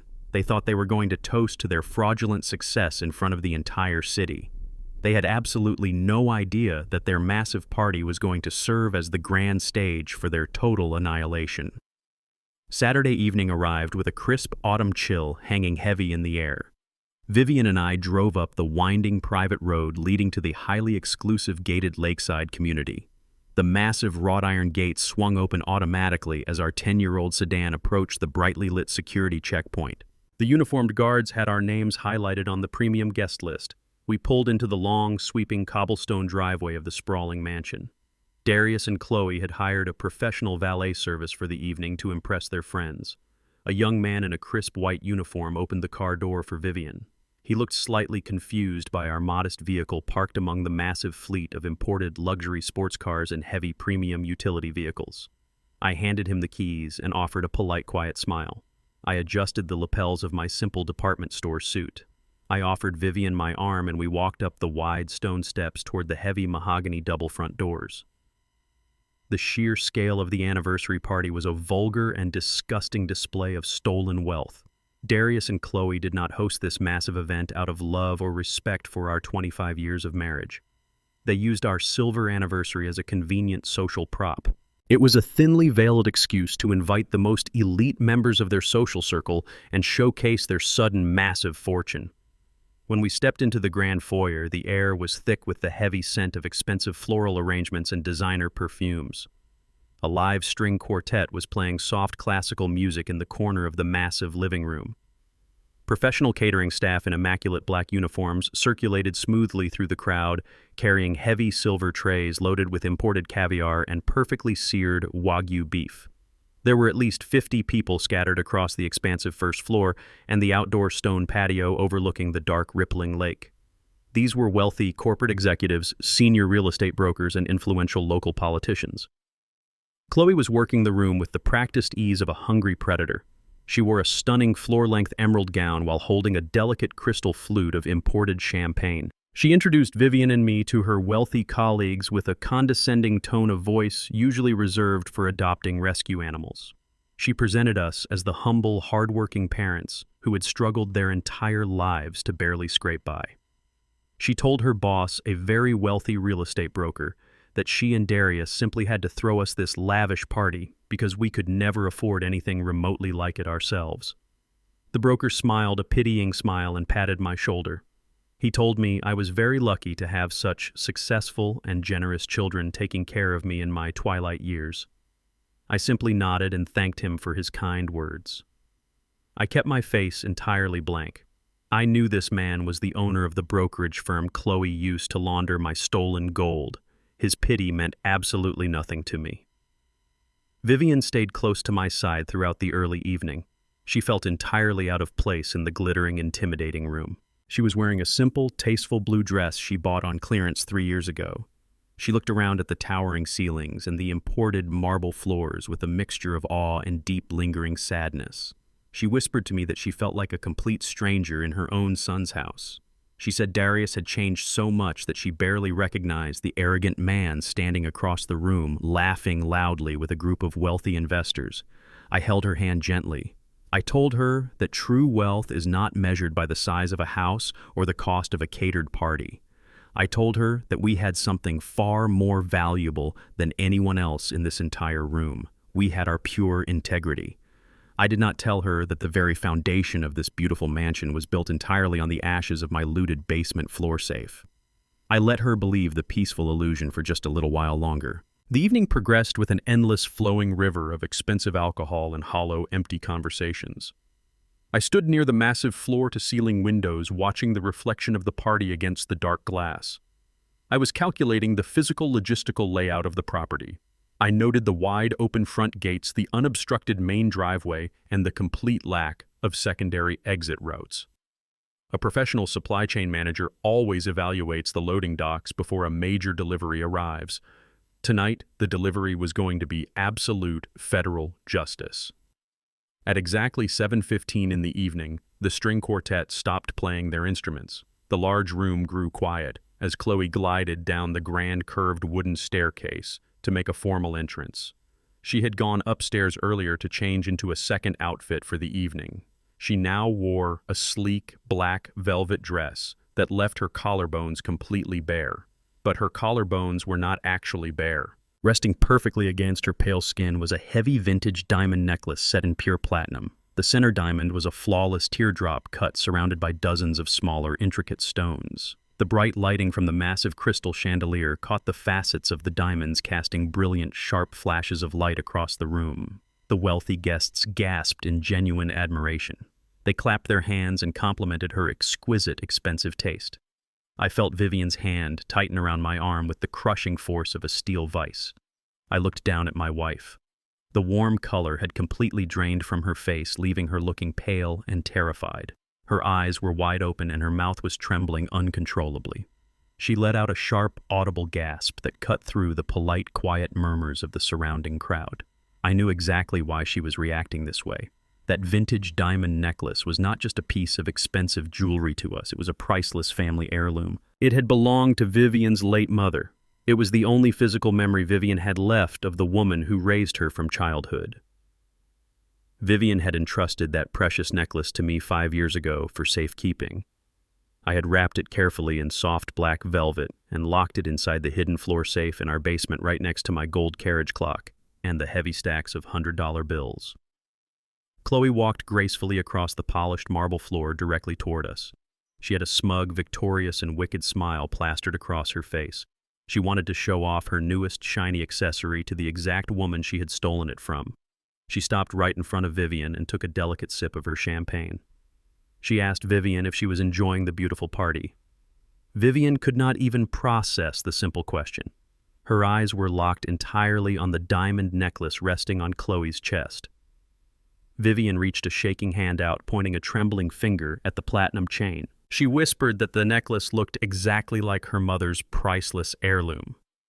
She asked Chloe where she got such a specific and rare piece of jewelry. Chloe did not flinch at all. She did not show a single ounce of guilt or hesitation or human decency. She let out a soft, melodic laugh that echoed with pure, malicious arrogance. She reached up and touched the center diamond with her perfectly manicured fingers. She told Vivian that she had purchased the necklace just last week. She looked my heartbroken wife dead in the eyes and lied with absolute, terrifying perfection. She claimed she bought it at an exclusive, highly secure antique auction in Paris during a quick weekend business trip. She said it cost a small, absolute fortune, but Darius insisted she deserved something truly breathtaking for organizing such a massive anniversary party for his lovely parents. She smiled a bright, toxic smile and said it must be a simple, silly coincidence that it resembled Vivian's old family trinket. She patted Vivian's shoulder and told her that vintage designs often look very similar to the untrained, poor eye. Vivian closed her eyes tightly and leaned her heavy weight against my side. A single warm tear escaped and rolled slowly down her cheek. She was completely broken by the cruel, blatant, and aggressive lie. She knew it was her mother's necklace. I knew it was her mother's necklace. Chloe had stolen the cash, the rare gold, the vintage clock, and the most precious sentimental item my wife owned. She had the sheer demonic audacity to wear that stolen heirloom directly in front of the grieving daughter and claim she bought it at a Parisian auction. The disrespect was so profound and heavy, it bordered on pure psychological torture. I wrapped my arm tightly around Vivian's waist. I pulled her close to my chest and whispered softly in her ear that everything was going to be all right. I told her not to shed another single tear for these terrible people. I looked at Chloe standing in her stolen mansion. The dark rage burning inside my chest was completely absolute and pure. It was a cold, calculating fire that consumed every single other emotion in my physical body. I did not raise my voice in anger. I did not accuse her of theft in front of her friends. I simply smiled, a slow, steady, and terrifying smile. I told Chloe that the necklace was indeed absolutely breathtaking. I told her it was the perfect accessory to complete her entire life story. She beamed with pride, completely missing the dark, heavy promise hidden beneath my words. She thanked me and turned around to rejoin her elite rich friends, leaving my wife silently weeping against my shoulder. The professional catering staff began moving quickly through the crowd with fresh silver trays filled with tall crystal glasses of expensive champagne. The dull roar of wealthy, arrogant conversations filled the massive lakeside mansion. The elite guests were entirely oblivious to the dark, tangled web of federal crimes supporting the very floor they were standing on. They were drinking stolen wine and eating stolen food inside a stolen house. Darius walked confidently to the center of the grand living room holding a silver spoon and a fresh glass of champagne. He began tapping the spoon against the crystal, loudly demanding the immediate attention of the entire room. The string quartet faded into total silence. The 50 elite guests turned their full attention toward my arrogant, foolish stepson. I stood near the large glass windows holding my gentle crying wife in my arms. I reached into my tailored suit jacket and pulled out my mobile phone. I looked closely at the digital screen. I did not check my messages. I did not look at the hidden cameras in my study. I checked the exact precise time. It was exactly 7:45 in the evening. Darius cleared his throat loudly and raised his glass high into the air. He projected his voice so every single person in the massive room could hear his fake, disgusting sincerity. He welcomed everyone to the beautiful celebration. He announced that it was time to make a very special toast to his wonderful mother and his hardworking stepfather on their 25th wedding anniversary. The guests smiled warmly and raised their glasses in unison. The golden warm light from the crystal chandelier reflected off the stolen diamond necklace around Chloe's neck. The stolen vintage gold clock ticked silently on the display shelf in the foyer. The stolen money rested quietly in offshore corporate accounts. They had taken everything they could possibly take from us. They thought they had reached the absolute pinnacle of their success. They thought they were untouchable royalty standing proudly in their lakeside castle. I looked at the digital numbers on my watch one final time. The silent waiting period was officially over. The trap was ready to snap shut. It was time for the execution. The sharp ringing of silver against crystal cut through the low hum of wealthy conversations. Darius stood in the center of the sprawling living room holding a silver spoon and a fresh glass of champagne.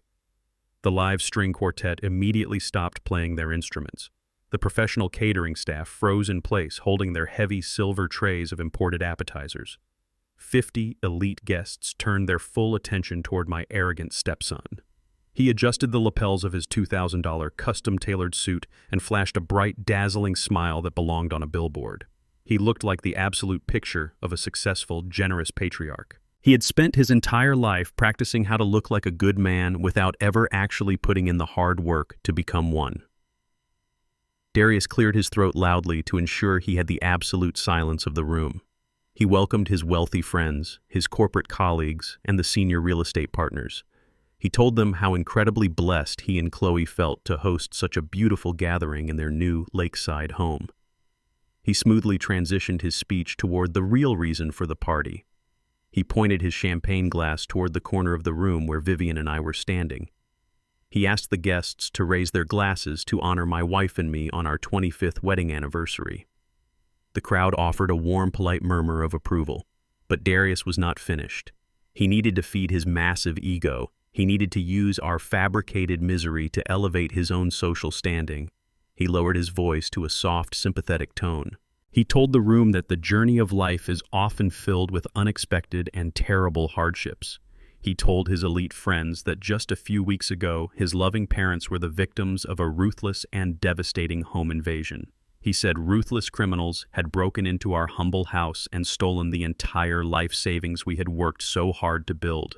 The wealthy guests gasped softly. They looked at Vivian and me with deep, profound pity. They saw a fragile elderly couple whose twilight years had been ruined by the cruel world. Darius placed his hand over his heart. He said the world can be incredibly cold to the elderly, especially those living on fixed incomes in dangerous neighborhoods. He said that when tragedy struck, he and Chloe knew they had to step up immediately. He told the room that they opened their hearts and their wallets to make sure we would never have to worry about a single thing ever again. He looked lovingly at Chloe, who was beaming with fake pride while wearing the stolen diamond necklace. He turned back to the crowd and delivered his final sickening line. He said that no matter how dark the world gets, family takes care of family. The room erupted in loud, enthusiastic applause. The guests raised their expensive crystal flutes into the air and cheered for the heroic couple. They were completely enchanted by the beautiful story of a successful son saving his destitute parents from ruin. I listened to the smooth rhythm of his lies and felt a deep, cold appreciation for his sociopathic talent. It was a masterclass in psychological manipulation. He was actively building his pristine, social reputation on the exact grave of my looted basement floor safe. He was drinking champagne paid for by my 40 years of hard labor while demanding applause for his fake charity. I gently released Vivian's trembling hand. I stepped out of the shadows near the large glass windows and walked slowly toward the center of the room. I did not rush. I did not show a single ounce of anger. I walked with the heavy measured steps of a man who knows he controls the absolute perimeter of the environment. A successful logistics manager knows that you do not shout to get attention. You simply disrupt the normal flow of operations, and the attention will naturally follow. The applause gradually died down as the guests turned to look at the humble old man in the cheap department store suit stepping into the spotlight. I stopped a few feet away from Darius. I looked at the massive 80-inch smart television mounted above the enormous marble fireplace. It was currently displaying a high-definition digital painting of a serene landscape. I pulled my smartphone from my inner jacket pocket. I thanked Darius for his incredibly touching and generous words. I told the room that 25 years of marriage truly teaches a man the absolute value of loyalty, honesty, and devotion. I told the elite crowd that I did not have a fancy speech prepared for the occasion. I said that words often fail to capture the true depth of human emotion. I told them I brought a visual presentation instead to properly honor the theme of the evening. I looked down at my phone. I swiped my thumb across the screen and tapped the digital mirroring icon. I had already synced my device to their home network earlier in the evening. The massive television above the fireplace blinked black for a fraction of a second. The digital painting vanished. The screen flashed back to life, directly mirroring the display of my mobile phone. I looked directly into the eyes of my stepson and his arrogant wife. I spoke in a voice that was perfectly calm, steady, and completely devoid of warmth. I said, "Since we are talking about family, taking care of family, I prepared a little video." I pressed play on the media file. The massive television screen shifted to the high-definition security footage captured by the hidden camera in my home study. The bright white digital timestamp in the bottom corner clearly displayed last Saturday night at exactly 11:15. The wealthy guests leaned in closer with their champagne glasses, expecting to see a heartwarming montage of old family photographs. They expected to see baby pictures and vacation memories set to soft, emotional music. Instead, they saw the dark infrared feed of a residential hallway. The heavy oak door of my study swung open on the massive screen. The overhead light clicked on, flooding the video in bright, full-color, high-definition resolution. The 50 elite guests let out a collective gasp of total confusion as they watched Darius and Chloe walk into the center of the frame dressed in dark, stealthy clothing. The high-end premium surround sound speakers of the mansion broadcasted the heavy thud of their footsteps and their urgent, panicked whispers. The crowd watched in stunning silence as the video showed Darius frantically pulling thick books off my shelves and throwing them onto the hardwood floor. They watched Chloe aggressively tearing through my filing cabinets and dumping my personal medical records like common trash. The wealthy guests looked back and forth between the television screen and the host couple standing frozen in the center of the living room. The polite confusion in the air rapidly morphed into cold, absolute horror. They were watching their gracious hosts committing a felony burglary. On the screen, Chloe knelt down and violently ripped the false bottom out of my heavy oak desk drawer. She pulled out the heavy iron key and held it up to the light. Then the crystal-clear audio from the hidden microphone filled the silent, expansive mansion. Every single person in the room heard Chloe's recorded voice ringing out with venomous, malicious authority. They heard her point her finger at her husband. They heard the exact, devastating words echo through the premium sound system. "If we get this $1,500,000, we can finally dump the old lady in the state facility and you will not have to pretend to care anymore. We can take the money, sell this miserable house, and never look back. I am completely sick and tired of playing the loving daughter-in-law to a useless blind woman who belongs in a cage." I paused the video right on Chloe's face as she spoke those unforgivable words. Her face on the screen was twisted into a mask of pure, unadulterated hatred.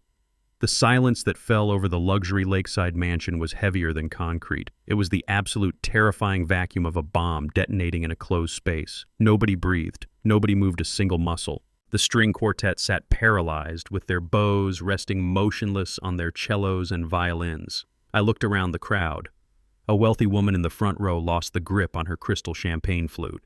It slipped through her fingers and shattered against the imported marble floor with a loud, sharp crash. The sound of breaking glass echoed through the massive room, but nobody even flinched. They were entirely paralyzed by the sheer magnitude of the pure psychological evil they had just witnessed. The guests stared at the paused image on the giant screen and then turned their horrified eyes toward the woman wearing the vintage diamond necklace. I turned my gaze to Darius and Chloe. The smug, victorious smiles had completely melted off their faces like wax in a blazing furnace. Darius was completely frozen in place. His mouth hung open slightly, and his eyes darted frantically around the room, looking for a magical escape route that did not exist. He looked like a deer caught in the blinding headlights of an approaching freight train. Chloe looked like she had just been struck by a physical bolt of lightning. All the warm color vanished from her skin instantly, leaving her looking like a pale, terrified ghost wrapped in expensive black velvet.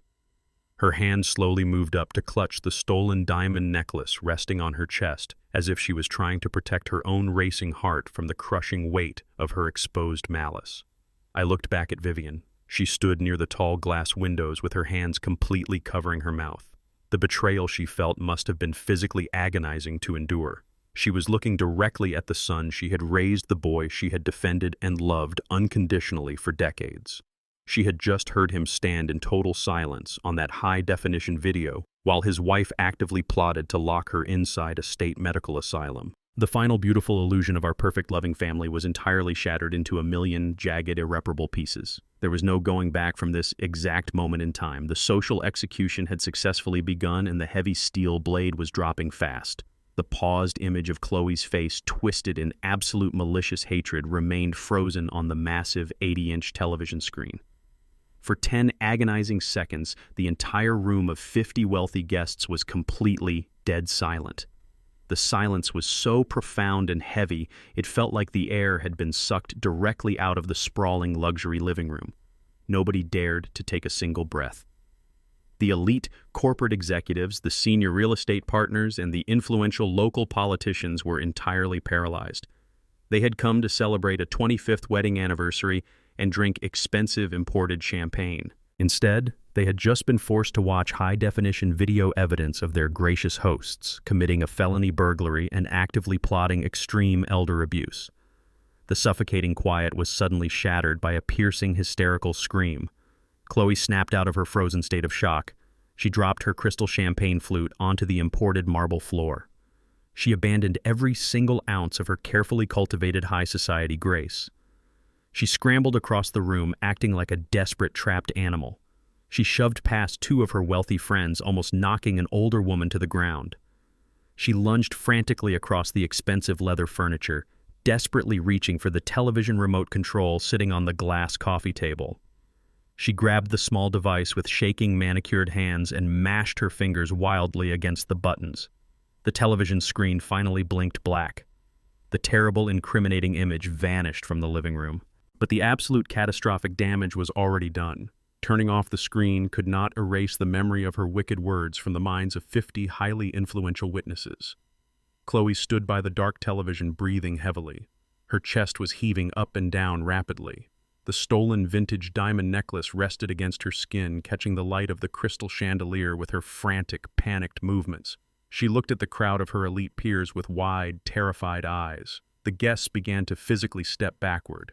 They instinctively moved away from Chloe and Darius as if the couple had suddenly contracted a highly contagious and deadly disease. The wealthy socialites began whispering frantically to one another. Some of them slowly reached into their designer pockets and purses to pull out their mobile phones. The pristine, flawless reputation that Darius and Chloe had spent years building was currently disintegrating into a pile of worthless, toxic ashes right in front of my eyes. Darius realized that his entire social and financial world was evaporating. He panicked. When a weak man is backed into a corner and stripped of his lies, he will always attempt to rely on loud, empty aggression. He puffed out his chest and marched directly across the marble floor toward me. He tried to arrange his face into a mask of righteous indignation, but the raw, terrible fear was practically radiating from his pores. He stopped just a few feet away from me. He pointed a trembling finger directly at my face. He raised his voice, trying to project absolute authority, but his tone cracked with desperate, pathetic panic. He shouted at the crowd, telling them not to listen to a single word I had to say. He yelled that the video they just watched was a complete fabrication. He aggressively claimed that it was a malicious deepfake generated by artificial intelligence. He told his wealthy friends that I was just a bitter, jealous, and financially ruined old man who wanted to destroy his success. He took another step closer to me, trying to use his physical size to intimidate me into backing down. He gritted his teeth and told me I was a trespassing old fool. He ordered me to get out of his house immediately before he called the police and had me arrested for illegally entering his private property. I did not flinch. I did not step backward. I stood my ground with the heavy, immovable certainty of a man who holds all the winning cards. I looked at the boy I had raised, fed, and clothed for decades. I did not look at him with anger. I looked at him with absolute clinical disgust. I spoke in a voice that was quiet but carried enough cold authority to cut entirely through his loud, pathetic shouting. I told Darius that a man who robs his own mother and plots to lock her inside a state asylum is not a man at all. I told him he could turn off the television and he could scream about artificial intelligence all night long, but he could not turn off the federal government. Darius faltered. The mention of the federal government made his jaw drop slightly. He did not know how to respond. He was completely out of his depth. I ignored him entirely. I turned my back to my foolish stepson and shifted my full attention toward the crowd of terrified, wealthy elites. I scanned the room of beautiful dresses and expensive suits until I locked eyes with a very specific man standing near the large kitchen island. His name was Richard Preston. He was the owner and senior managing partner of the elite luxury real estate brokerage where Chloe worked. He was her direct boss. He was a highly respected man in the city, known for his pristine corporate reputation and his massive wealth. He was currently standing completely frozen, holding a small silver plate of untouched appetizers. He looked deeply uncomfortable and entirely confused by the catastrophic drama unfolding at his employees' housewarming party. I reached inside the inner pocket of my simple department store suit jacket. I pulled out a thick, heavy stack of folded legal papers. The papers were crisp and printed with incredibly precise financial data. I walked directly past Darius, completely dismissing his existence. I walked across the polished marble floor toward the kitchen island. The crowd parted for me like the Red Sea. They stepped aside, watching my every move with absolute silent fascination. I stopped right in front of Richard Preston. I held out the thick stack of papers. I spoke loudly and clearly, ensuring that every single syllable echoed perfectly through the massive open-concept mansion. I told Mr. Preston that he might want to carefully review the routing numbers printed on those specific wire transfer logs. I told him that as the owner of a prestigious real estate brokerage, he needed to understand exactly how his employees were operating under his official corporate banner. Mr. Preston looked at me with deep hesitation. He slowly placed his silver plate onto the marble countertop. He reached out and took the stack of papers from my hand. I did not lower my voice.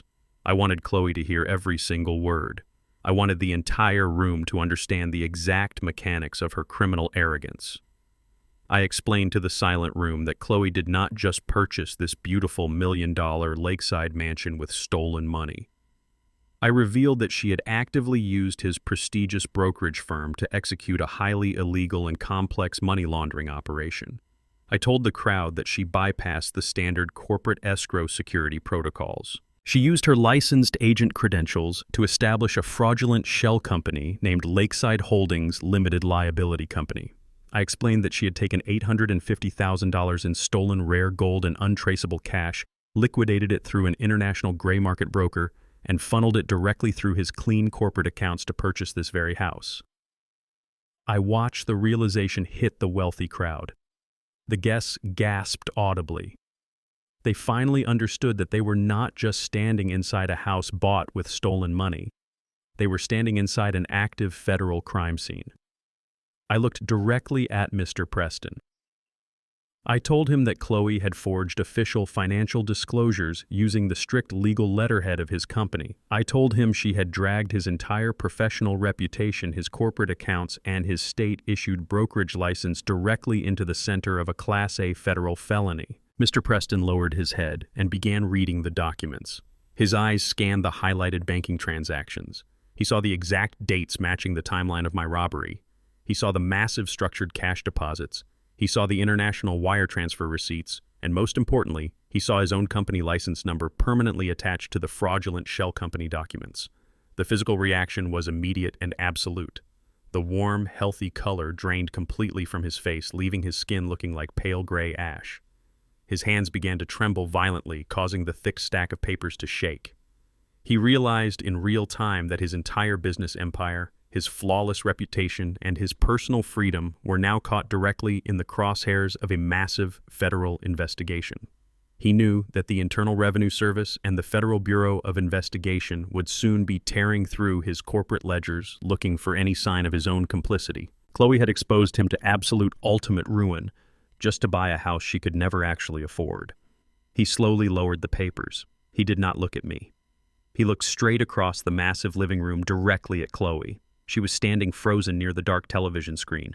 She was visibly shaking. Tears of pure terror were streaming down her face, ruining her perfect, expensive makeup. She tried to open her mouth to speak. She tried to formulate a lie or an excuse or a desperate plea for mercy. But no words came out. Mr. Preston did not yell.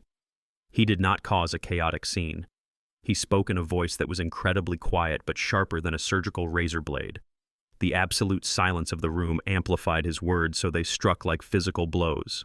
He looked at the woman who had jeopardized his entire life for her own greedy ambition. He told her she was fired, and he told her that his lawyers would be suing her tomorrow. The sharp, devastating words of Richard Preston hung in the heavy air of the grand living room. He told Chloe she was fired and that his lawyers would be suing her tomorrow. He did not wait for her response. He simply turned around and walked toward the heavy mahogany front doors. The owner of the elite luxury real estate brokerage was the first rat to abandon the sinking ship. His departure sent a massive, silent shockwave through the crowd of wealthy corporate executives and influential socialites. They were not looking at Chloe and Darius with admiration anymore. They were looking at them like they were covered in a highly infectious disease. When the illusion of absolute power shatters, it does not fade away slowly. It collapses instantly, violently, and without any mercy. Darius stood in the center of the imported marble floor, staring at the woman he had married. He looked at the stolen vintage diamond necklace resting against her collarbones. He looked at the tears ruining her expensive makeup. He realized in that exact moment that the millions of dollars they thought they had secured were entirely gone. He realized that the federal government was already building a steel cage with his name on it.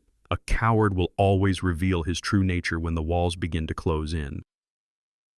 Darius did not try to comfort his weeping wife.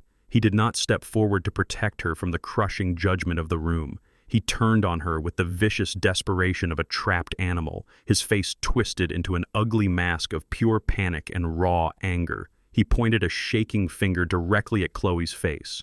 His voice echoed loudly, bouncing off the towering ceilings and the large glass windows. He shouted that this was all her idea. He screamed that she was the one who told him to take the safe from the basement. He told the entire room that she was the one who set up the fraudulent shell company and initiated the international wire transfers. He aggressively backed away from her, trying to physically and legally distance himself from the mastermind of the operation. He yelled that he just wanted to ask me for a simple loan, but she was the one who demanded they take everything. He was throwing the woman he swore to love and protect directly under the wheels of the approaching federal freight train. Chloe stopped crying. The terror on her face was instantly replaced by a flash of absolute unhinged fury. She was a proud, arrogant woman who had just lost her career, her reputation, and her freedom in the span of 5 minutes. She was not going to let her foolish, incompetent husband place the entire burden of their criminal conspiracy squarely onto her shoulders. She lunged forward with surprising speed and vicious precision. She raised her manicured hand and delivered a brutal, resounding slap directly across his face. The sharp cracking sound of her palm striking his cheek echoed like a gunshot through the massive lakeside mansion.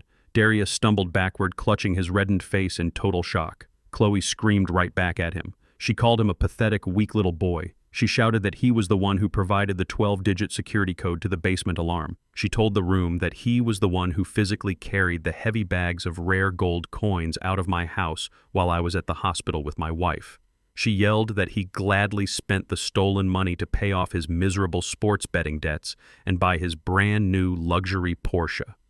The perfect, flawless couple was absolutely tearing each other apart in the center of their fraudulent castle. They were exposing every single dark detail of their shared crimes to anyone who would listen.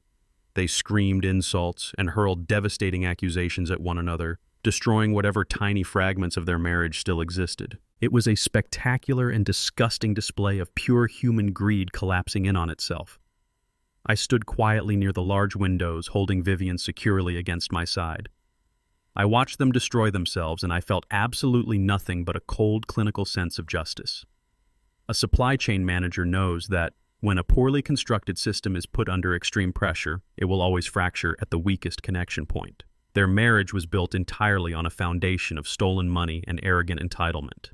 Now that the money was gone, the foundation was crumbling into dust. The elite guests did not stay to watch the end of the vicious domestic dispute. Wealthy, influential people have a highly developed survival instinct when it comes to avoiding public scandals and criminal investigations. They did not run toward the exits because running is undignified, but they moved with an incredibly swift and determined collective purpose. The politicians, the corporate executives, and the senior real estate partners placed their crystal champagne flutes onto the nearest flat surfaces. They abandoned their plates of imported caviar and perfectly seared Wagyu beef. They quietly and efficiently marched toward the grand foyer and out the heavy front doors. The professional catering staff recognized the immediate shift in the environment. They stopped circulating with their silver trays and retreated silently into the massive kitchen.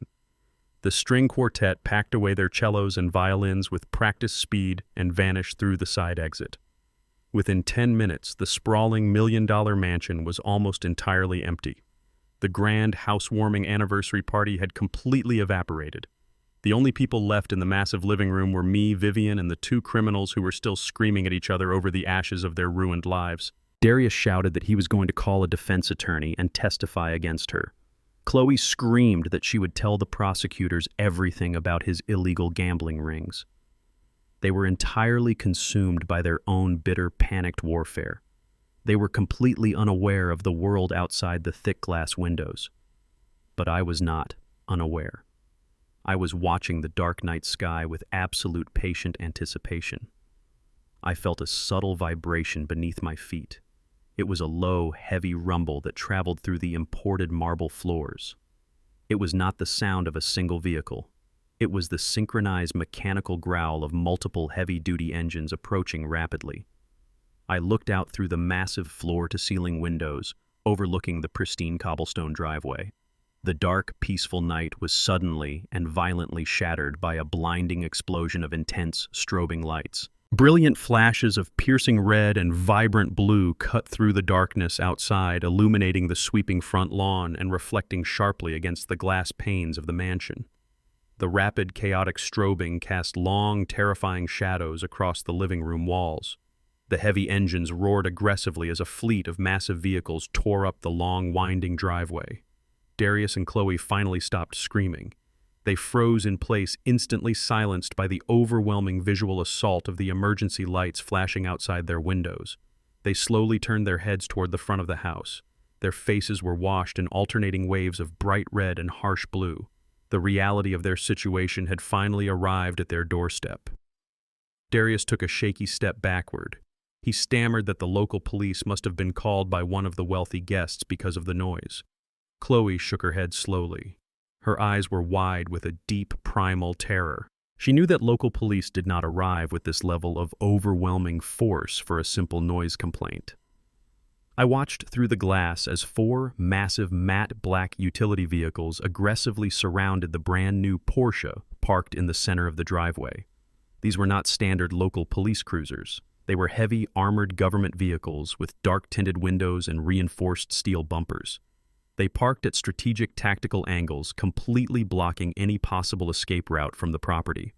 The tires screeched against the cobblestones as they came to a sudden unified halt. The heavy doors of the black vehicles swung open simultaneously.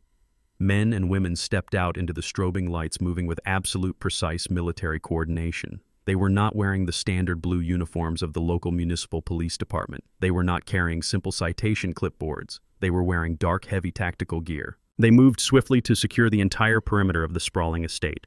I watched the tactical teams approach the heavy mahogany front doors. The bright red and blue lights illuminated the bold, stark lettering printed across the backs of their dark windbreakers. The letters were printed in a highly visible, reflective yellow material. The first group of agents wore jackets bearing the 3 most terrifying letters in the American criminal justice system. FBI. The Federal Bureau of Investigation had arrived to collect their targets for the international wire fraud and the conspiracy charges. The second group of agents moved alongside them wearing equally devastating reflective yellow letters on their tactical gear. IRSCID. The Internal Revenue Service Criminal Investigation Division had arrived to handle the money laundering, the corporate shell company, and the massive tax evasion. Darius and Chloe stared through the glass windows as the federal agents surrounded their stolen mansion. They realized that their local connections and their arrogant attitudes meant absolutely nothing anymore. They were not dealing with a local detective who could be stalled by a clever defense attorney. They were dealing with the full, unrestrained, crushing weight of the United States federal government. The sheer presence of the federal agents outside the glass windows completely shattered whatever remaining fragments of arrogant delusion Darius and Chloe still clung to.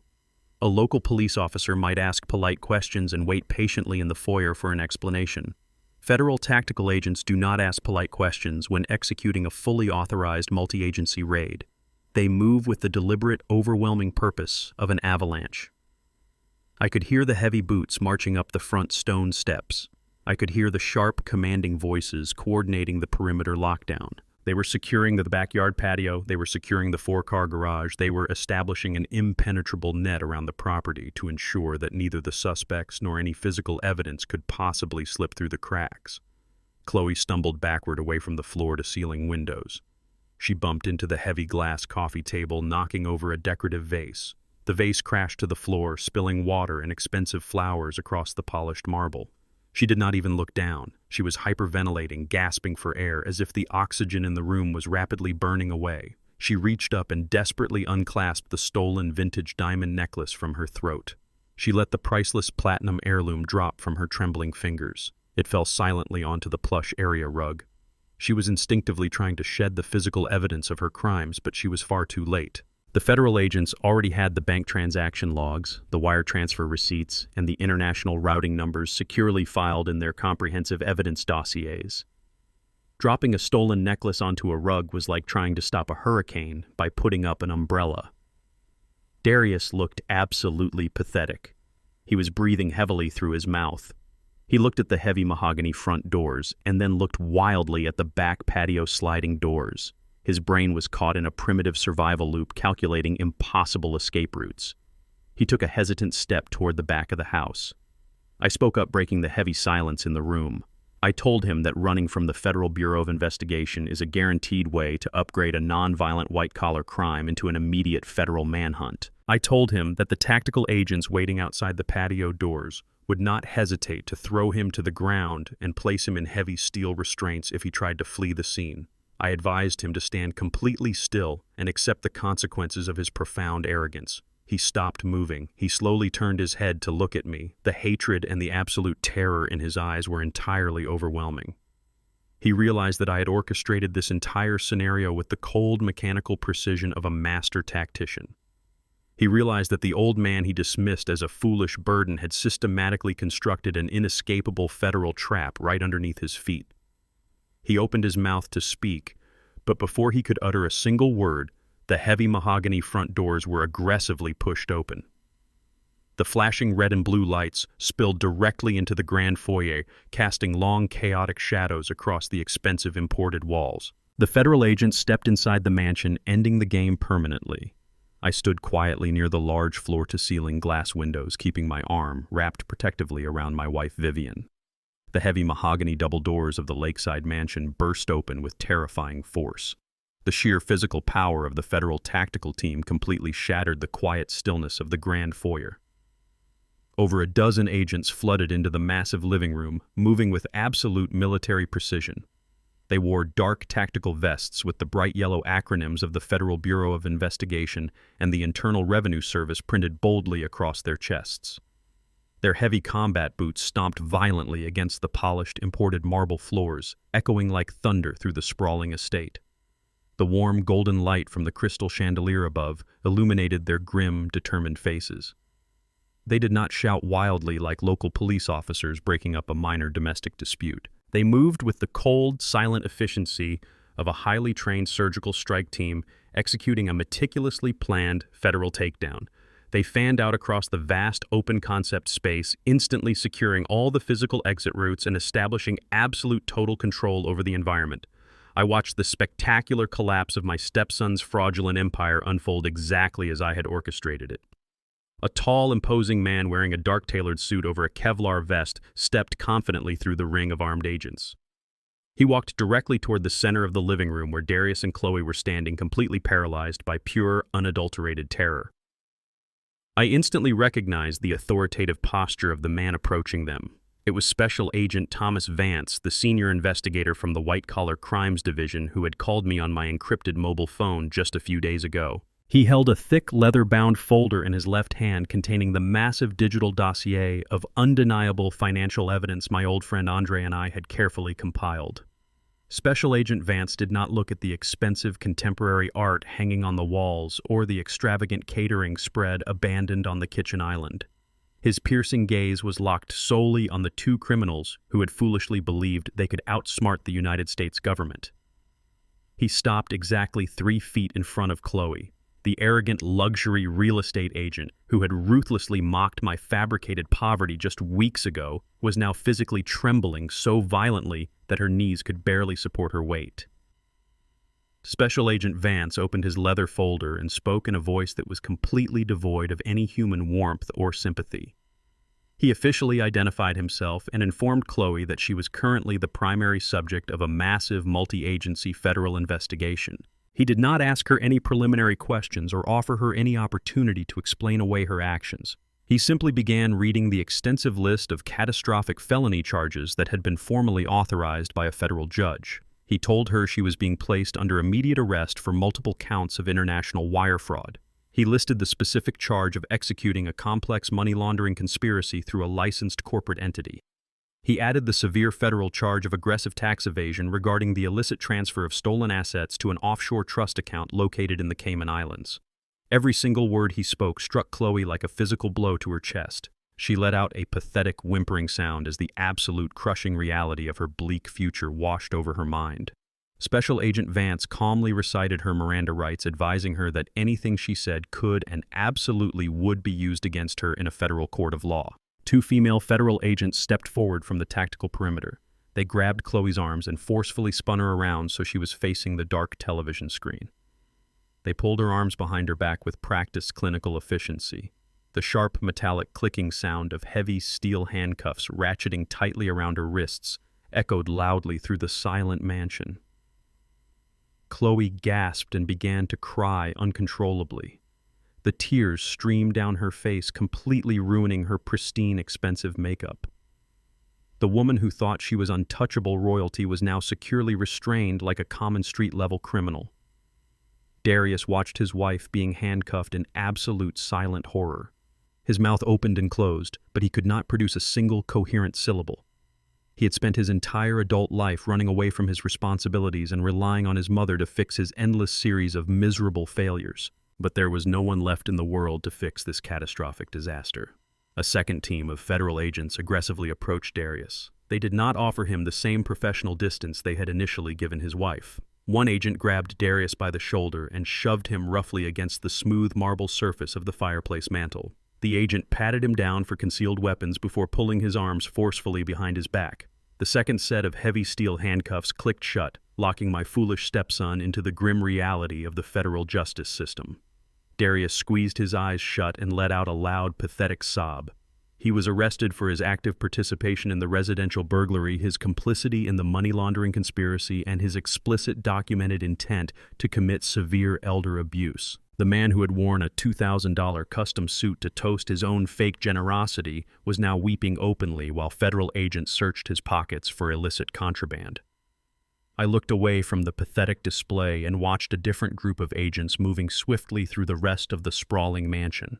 Special Agent Vance had informed me earlier that this operation was not merely a physical arrest warrant, it was a fully authorized comprehensive asset forfeiture execution.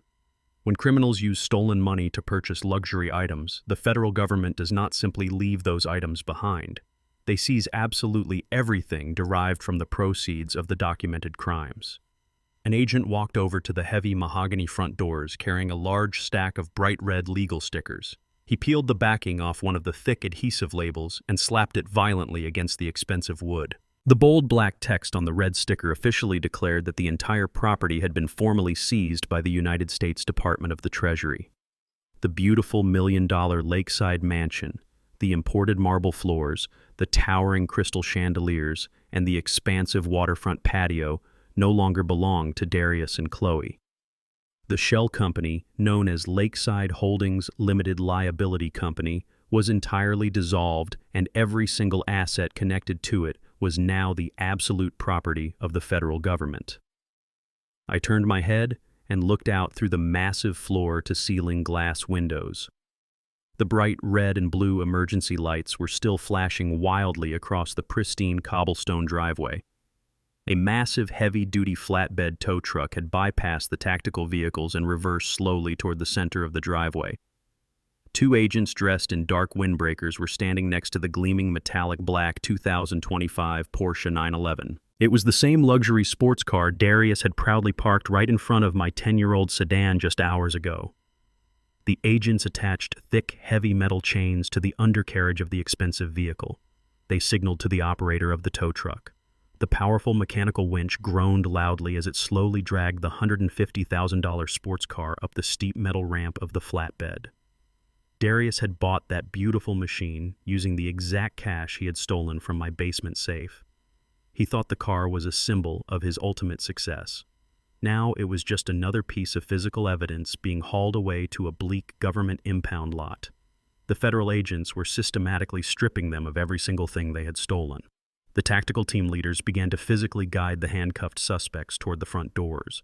They needed to transport Darius and Chloe to the federal holding facility located in the downtown district. The wealthy, elite guests had already abandoned them. The owner of the real estate brokerage had fired Chloe and threatened her with massive civil lawsuits. The luxury vehicles were being repossessed, and the mansion was being aggressively locked down by the federal authorities. They had absolutely nothing left in the entire world. As the female agents pushed Chloe toward the grand foyer, she suddenly stopped walking. She dug her high heels into the imported marble floor and physically resisted the agents for just a brief second. She turned her tear-stained face toward the large glass windows where Vivian and I were standing quietly in the shadows. Her eyes were completely red and swollen from crying. Her elegant black velvet dress was wrinkled and disheveled. The fake, smug arrogance that had defined her entire miserable personality was completely gone. She was broken, terrified, and entirely desperate. She looked directly into my eyes. She saw the calm, cold, steady expression on my face. She finally understood the absolute terrifying depth of the trap I had built for her. She realized that I had orchestrated her entire total destruction without ever raising my voice or losing my temper. She opened her mouth and begged me for mercy. She pleaded with me to stop the federal agents. She cried out loudly across the empty living room, asking me to please tell the authorities that this was all just a massive misunderstanding. She begged me to tell Special Agent Vance that the money was simply an early inheritance gift. She wanted me to lie to the federal government to save her from a decade in prison. I stood completely still. I reached over to the small glass table next to me. I picked up a delicate crystal flute filled with the expensive imported champagne they had purchased using my stolen money. I held the elegant glass in my hand. I looked at the woman who had plotted to throw my loving wife into a state-run medical asylum. I looked at the woman who had mocked my fake poverty and tossed a $50 bill at me in her luxury office. I did not feel a single ounce of sympathy for her pathetic tears.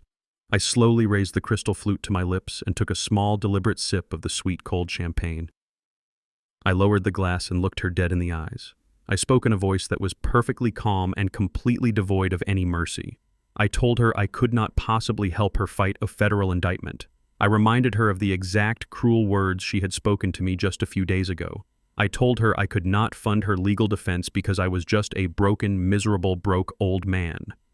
Chloe let out a devastating, gut-wrenching wail of pure, total despair. It was the sound of a completely shattered human being realizing that her actions had irreversible and permanent consequences. The female agents did not allow her to stall any longer. They grabbed her arms firmly and pushed her forcefully out the heavy mahogany front doors into the cold, dark night. The door slammed shut behind her, cutting off her pathetic crying. The federal seizure was absolute, and my justice was finally complete. Two federal tactical agents grabbed Darius firmly by his shoulders and pulled him away from the center of the massive living room. His custom-tailored $2,000 suit was wrinkled, and his expensive silk tie was pulled tightly against his throat, making him look disheveled and completely pathetic. The false confidence and the arrogant swagger he had displayed all evening were entirely gone. He looked like a terrified, helpless child. He dragged his expensive leather shoes across the imported marble floor, trying desperately to slow down his inevitable march toward the heavy mahogany front doors. He twisted his body and looked over his shoulder, searching the room for anyone who could save him. He did not look at me. He knew I was the silent architect of his absolute destruction, and he knew I possessed zero mercy for his crimes. Instead, he locked his panicked eyes onto Vivian. He had spent his entire 35 years of life using his mother's gentle, trusting heart as a protective shield against the consequences of his own miserable failures. He started crying loudly and uncontrollably. He begged Vivian to intervene and stop the federal agents. He yelled out that he was her only son and that he was deeply sorry for everything that had happened. He pleaded with her to tell the imposing federal authorities that this entire situation was just a massive, terrible family misunderstanding. He begged her to use her federal pension savings to hire a high-profile defense attorney for him and his wife. Even while wearing heavy steel handcuffs placed there by the United States government, he was still trying to bleed his mother dry. He sobbed heavily and called out for his mom over and over again, hoping to trigger the unconditional maternal instinct he had ruthlessly exploited for decades. Vivian did not cry. She did not reach out her hands to comfort the sobbing man being dragged across the floor.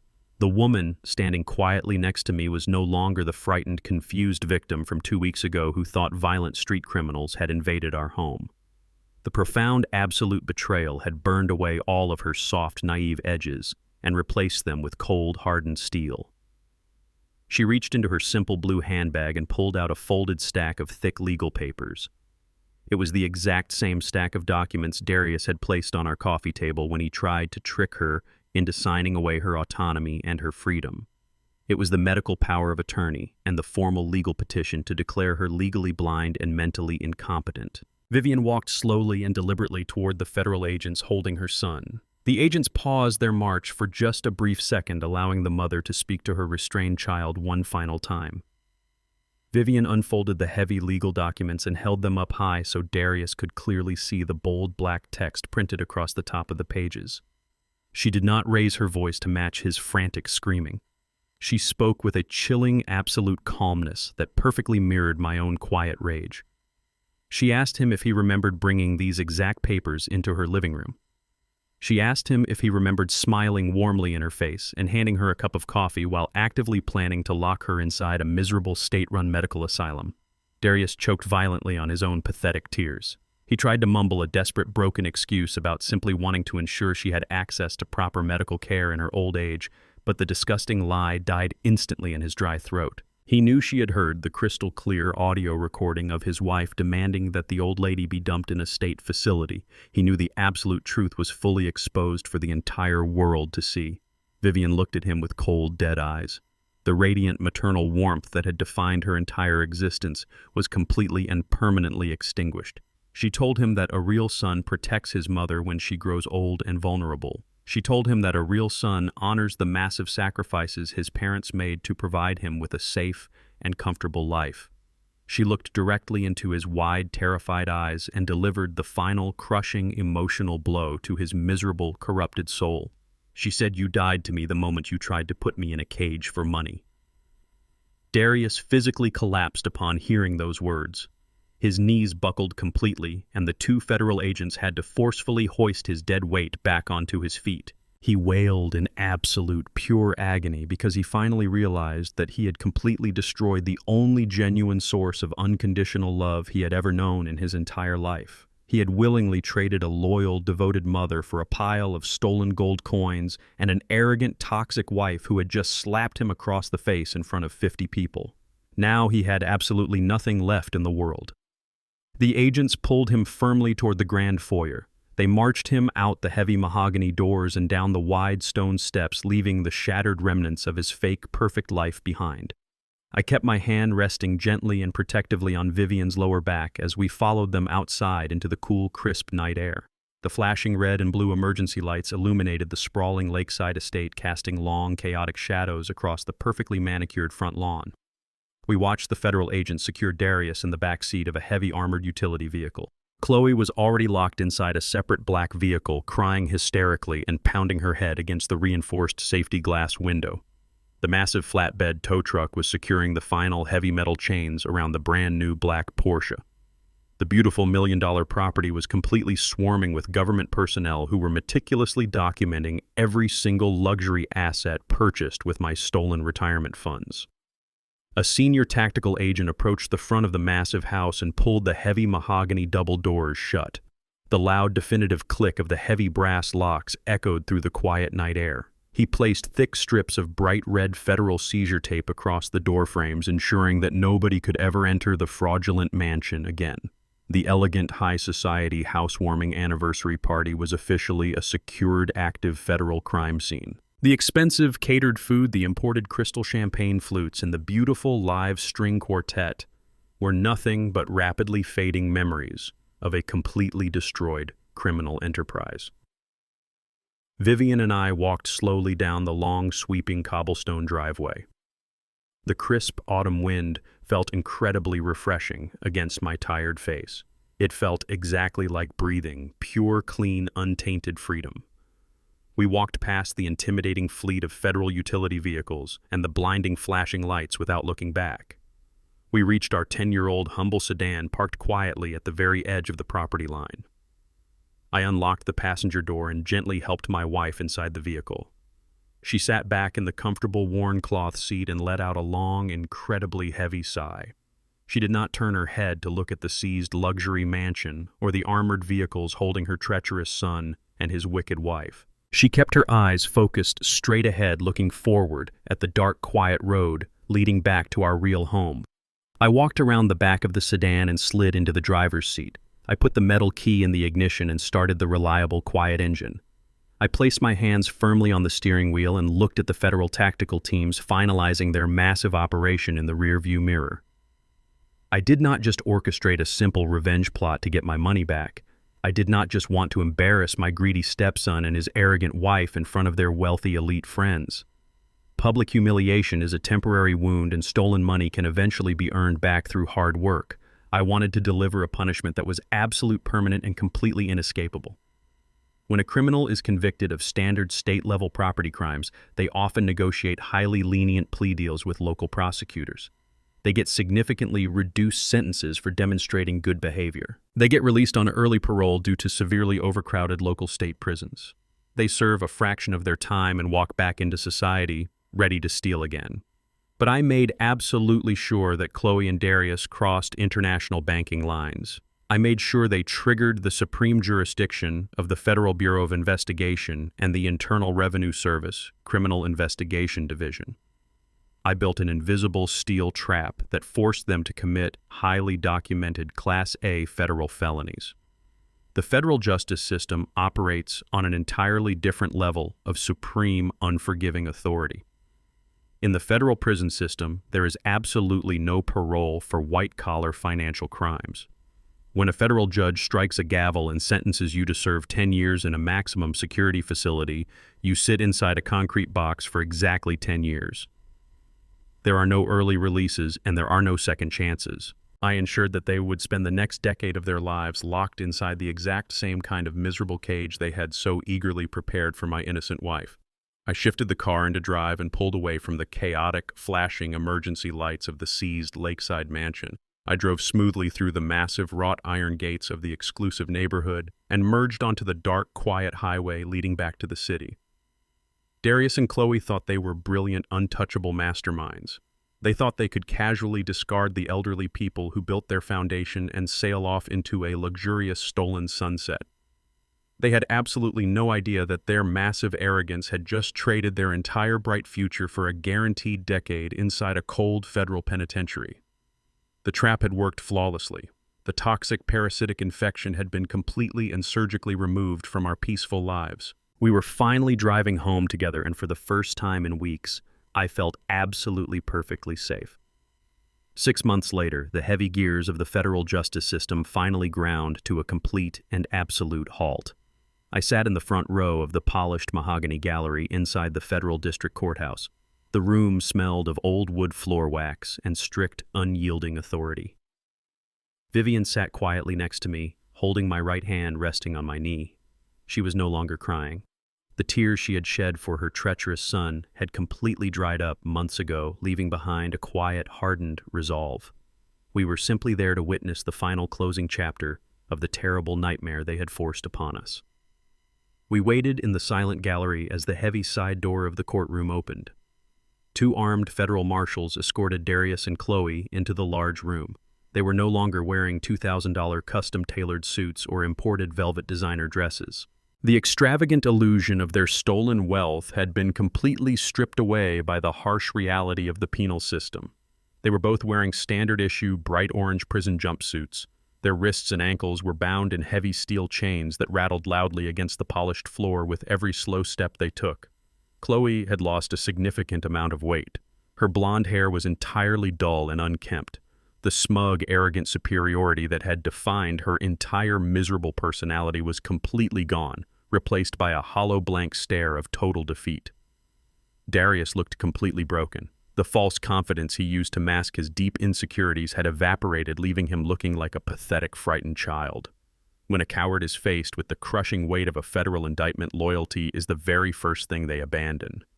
Darius had quickly realized that fighting the United States government was a mathematically impossible battle. He had immediately turned entirely against his wife. He signed a comprehensive cooperation agreement with the federal prosecutors. He provided them with every single dark detail of the money laundering operation and the elder abuse conspiracy. In exchange for testifying against the woman he married, Darius accepted a binding plea deal. The stern federal judge sitting high above us on the wooden bench looked down at my stepson with an expression of absolute disgust. The judge spoke in a loud, clear voice that echoed perfectly through the cavernous courtroom. He told Darius that his actions against his own mother were morally reprehensible and entirely unforgivable. Because of his extensive cooperation, Darius was spared the maximum penalty. The judge struck his heavy wooden gavel and officially sentenced my stepson to serve exactly 5 years in a medium-security federal penitentiary. Darius lowered his head and began to weep silently as the marshals guided him back toward the holding cell. Chloe refused to accept a plea agreement. Her blinding arrogance convinced her that she could somehow manipulate a federal jury the same way she manipulated her wealthy real estate clients. She took her case to a full trial and she lost spectacularly. The jury deliberated for less than 3 hours before returning a unanimous guilty verdict on every single federal charge. The judge turned his piercing gaze toward Chloe. He told her that she was a highly calculated predator who used her professional licenses to execute a sophisticated criminal enterprise. He stated that her profound greed and her absolute lack of human empathy required a severe punishment to protect society. The judge raised his heavy wooden gavel one final time. He officially sentenced Chloe to serve exactly 8 years in a maximum security federal prison. The heavy, sharp crack of the wooden gavel striking the sound block signaled the absolute end of her luxurious life. In the federal justice system, there is absolutely no possibility of early parole. She would sit inside a concrete box for 8 entire years. She did not scream or cry this time. She simply stood perfectly still, completely paralyzed by the overwhelming reality of her destroyed future. She was led out of the courtroom in heavy chains, paying the ultimate physical price for her toxic ambition. With the criminal proceedings officially concluded, the secondary phase of my meticulous plan was immediately activated. The federal government had seized all the assets purchased with my stolen retirement funds. The beautiful $1 million lakeside mansion, the brand new luxury sports car, and the offshore bank accounts were now the absolute property of the United States Department of the Treasury. But the federal government does not simply keep stolen money when a verified victim is actively involved in the case. I was the legally recognized victim of the residential burglary and the international wire fraud. My incredibly sharp attorney, Elias, immediately filed a comprehensive victim restitution claim with the federal court. He provided the exact documentation proving that the $850,000 used to fund the corporate shell company belonged entirely to me. The federal prosecutors easily approved the restitution order. However, the government does not manage luxury real estate. When a multi-million-dollar property is seized in a high-profile criminal racketeering case, the federal marshals place the property up for public auction to quickly liquidate the asset and pay the approved restitution claims. The sprawling lakeside mansion was officially listed on the federal auction block, but luxury real estate is a highly sensitive market. Wealthy elite buyers do not want to purchase a massive estate that was plastered all over the local news in connection with a dirty federal money laundering scandal. The property carried a heavy, dark stigma. The elite socialites who had attended the disastrous anniversary party whispered terrible rumors about the house because of the highly publicized criminal taint. The local buyer interest in the property was essentially zero. The federal starting bid for the sprawling estate was set incredibly low simply to move the asset off the government ledgers. This was the absolute masterstroke of my entire operation. I did not just want to see my stepson and his wicked wife sent to federal prison. I wanted to claim the ultimate physical victory over their arrogant greed. I contacted Elias and instructed him to register me as a verified bidder in the federal property auction. I did not use any of the stolen money to participate in the bidding process. I used my completely legitimate untouched pension funds and the clean investment accounts I had quietly built over my 40-year career. On the bright, sunny morning of the property auction, I sat calmly in my attorney's office. We submitted our official bid through the secure government portal. Because nobody else wanted to touch the scandal-ridden property, my bid went completely uncontested. I purchased the magnificent $1.2 million lakeside mansion for absolute pennies on the dollar. I bought the sprawling architectural masterpiece for less than a third of its actual market value using entirely clean, legitimate money. The federal government transferred the deed directly into my name. Chloe had stolen my life savings to buy her absolute dream house. I simply waited for the federal government to crush her, and then I legally bought her dream house right out from under her. 2 weeks later, the federal authorities officially unfroze the offshore accounts and processed the victim restitution payments. The government returned my $850,000 in full. They returned my rare pre-1933 gold coins and my stacks of untraceable cash. A federal agent personally handed me the vintage gold carriage clock and the priceless diamond necklace that belonged to Vivian's late mother. They had recovered every single item from the seized property. I had effectively doubled my entire net worth by allowing their toxic greed to run its full legal course. I secured a $1 million lakeside estate, and I received every single penny of my stolen savings back. I hired a professional cleaning service to scrub the entire lakeside mansion from top to bottom. I instructed them to remove every single piece of modern art and every trace of Chloe's arrogant aesthetic. We replaced her cold decorations with our own warm family photographs and comfortable furniture. I personally installed a massive commercial-grade steel vault directly into the concrete foundation of our new master bedroom. I carefully locked my gold coins, my cash, and the vintage carriage clock securely inside the heavy steel walls. I took the priceless vintage diamond necklace and gently placed it around Vivian's neck. She looked at herself in the large hallway mirror and smiled a genuine, peaceful smile. The heavy shadows of fear and betrayal that had haunted her for months were finally lifted completely from her shoulders. She looked absolutely beautiful standing in the grand foyer of our massive new home. We walked together through the expansive living room where the disastrous anniversary party had taken place. We stepped through the large sliding glass doors and walked out onto the beautiful stone patio. The crisp, cool evening air drifted gently off the surface of the private lake. The sky was painted in brilliant shades of deep orange and soft purple as the sun slowly set behind the distant tree line. The water rippled quietly, reflecting the fading warm light of the day. There were no flashing emergency lights tearing through the darkness. There were no arrogant voices demanding attention or fake sympathy. There was only the soothing sound of the wind rustling through the ancient oak trees lining the property. I pulled out 2 comfortable wooden lounge chairs and placed them right on the edge of the stone deck overlooking the calm water. Vivian and I sat down together side by side. I reached out and held her soft, warm hand in mine. I looked out over the sprawling, magnificent property that we now legally owned, free and clear. I thought about the cold, damp concrete cells where Darius and Chloe would spend the next decade of their ruined lives. I felt a deep, profound sense of absolute closure settle peacefully into my bones. The violent storm was finally over. The toxic trash had effectively taken itself out of our lives permanently. We were safe. We were secure, and the quiet evening air was absolutely perfect. I sat on the sturdy wooden deck of my new lakeside mansion, listening to the gentle rhythm of the water lapping against the stone retaining wall. The evening air was perfectly still.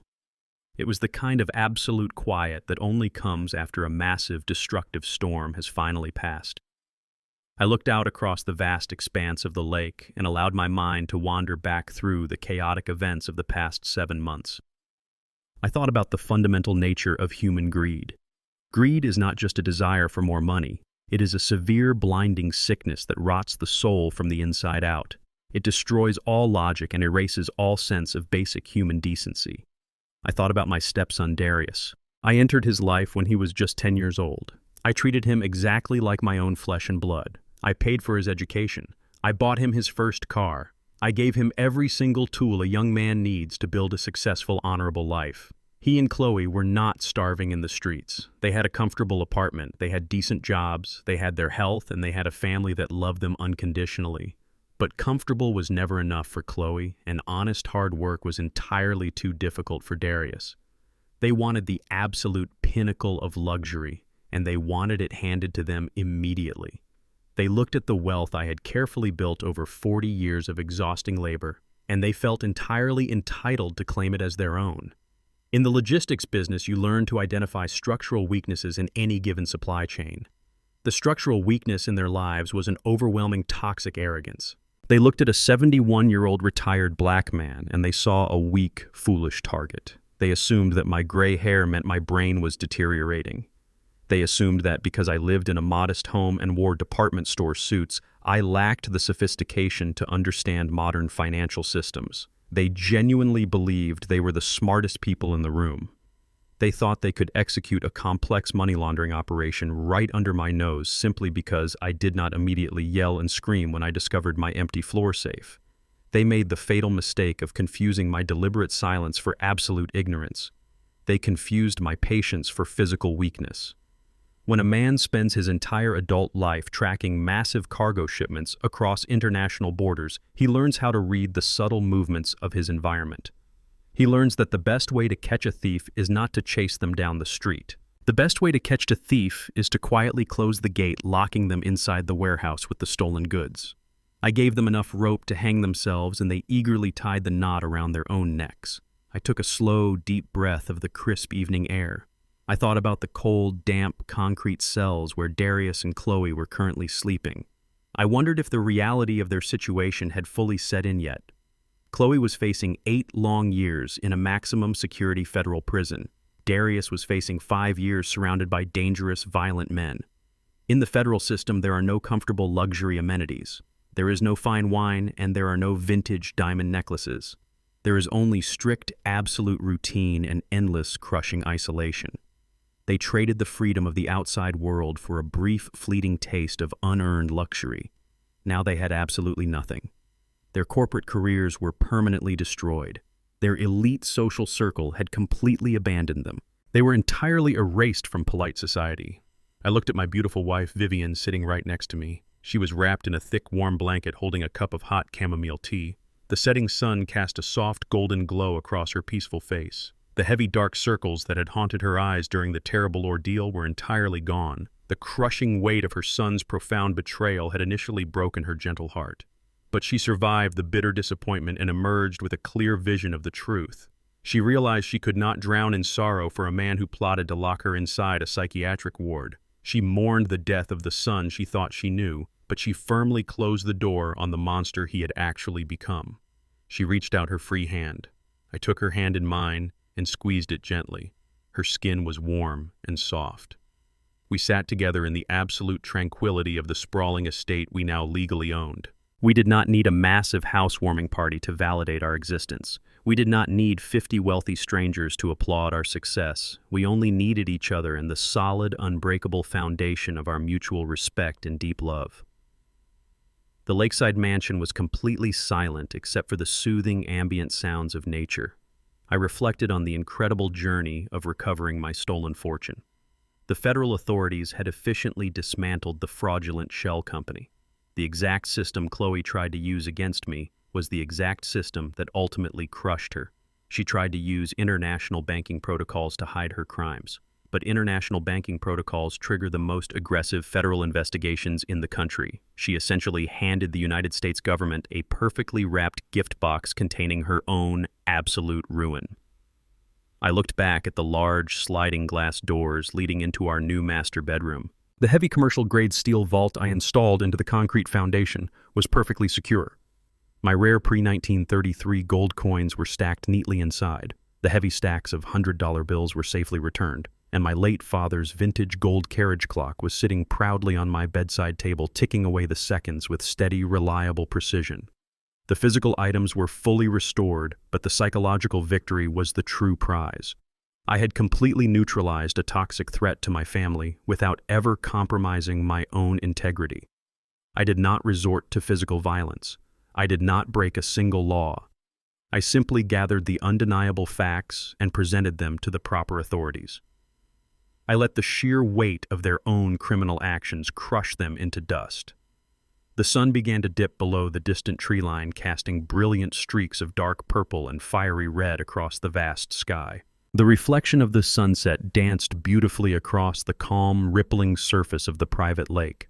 The wealthy neighbors in the surrounding estates were completely quiet. They probably still whispered about the dramatic federal raid that occurred 6 months ago. They probably still gossiped about the arrogant young real estate agent who was dragged out of her housewarming party in heavy steel handcuffs. But their whispers did not matter to me. I was not interested in their elite social circles. I was only interested in protecting my wife and securing our peaceful retirement. I leaned back in my wooden lounge chair and let out a long, satisfied sigh. The chaotic, terrifying storm that had briefly threatened to consume our lives was finally completely over. The dark clouds had officially parted. The aggressive parasitic trash had effectively taken itself out and paid the ultimate price for its toxic ambition. We were completely safe. We were entirely secure. We were sitting on the deck of $1 million property that was purchased with clean, legitimate money. Justice is often described as blind, but in this particular case, justice had perfect 20/20 vision. It saw exactly who deserved to be punished and who deserved to be rewarded. Vivian rested her head against my shoulder. She told me that the sunset was absolutely breathtaking tonight. I agreed with her. I told her that every single sunset we watch from this deck will be a beautiful reminder of our strength and our survival. We survived the absolute worst betrayal imaginable, and we emerged stronger, wealthier, and completely unburdened by toxic family members. I closed my eyes and listened to the gentle wind rustling through the ancient oak trees. The game was officially over. The final score was permanently settled, and the good guys had won the ultimate victory.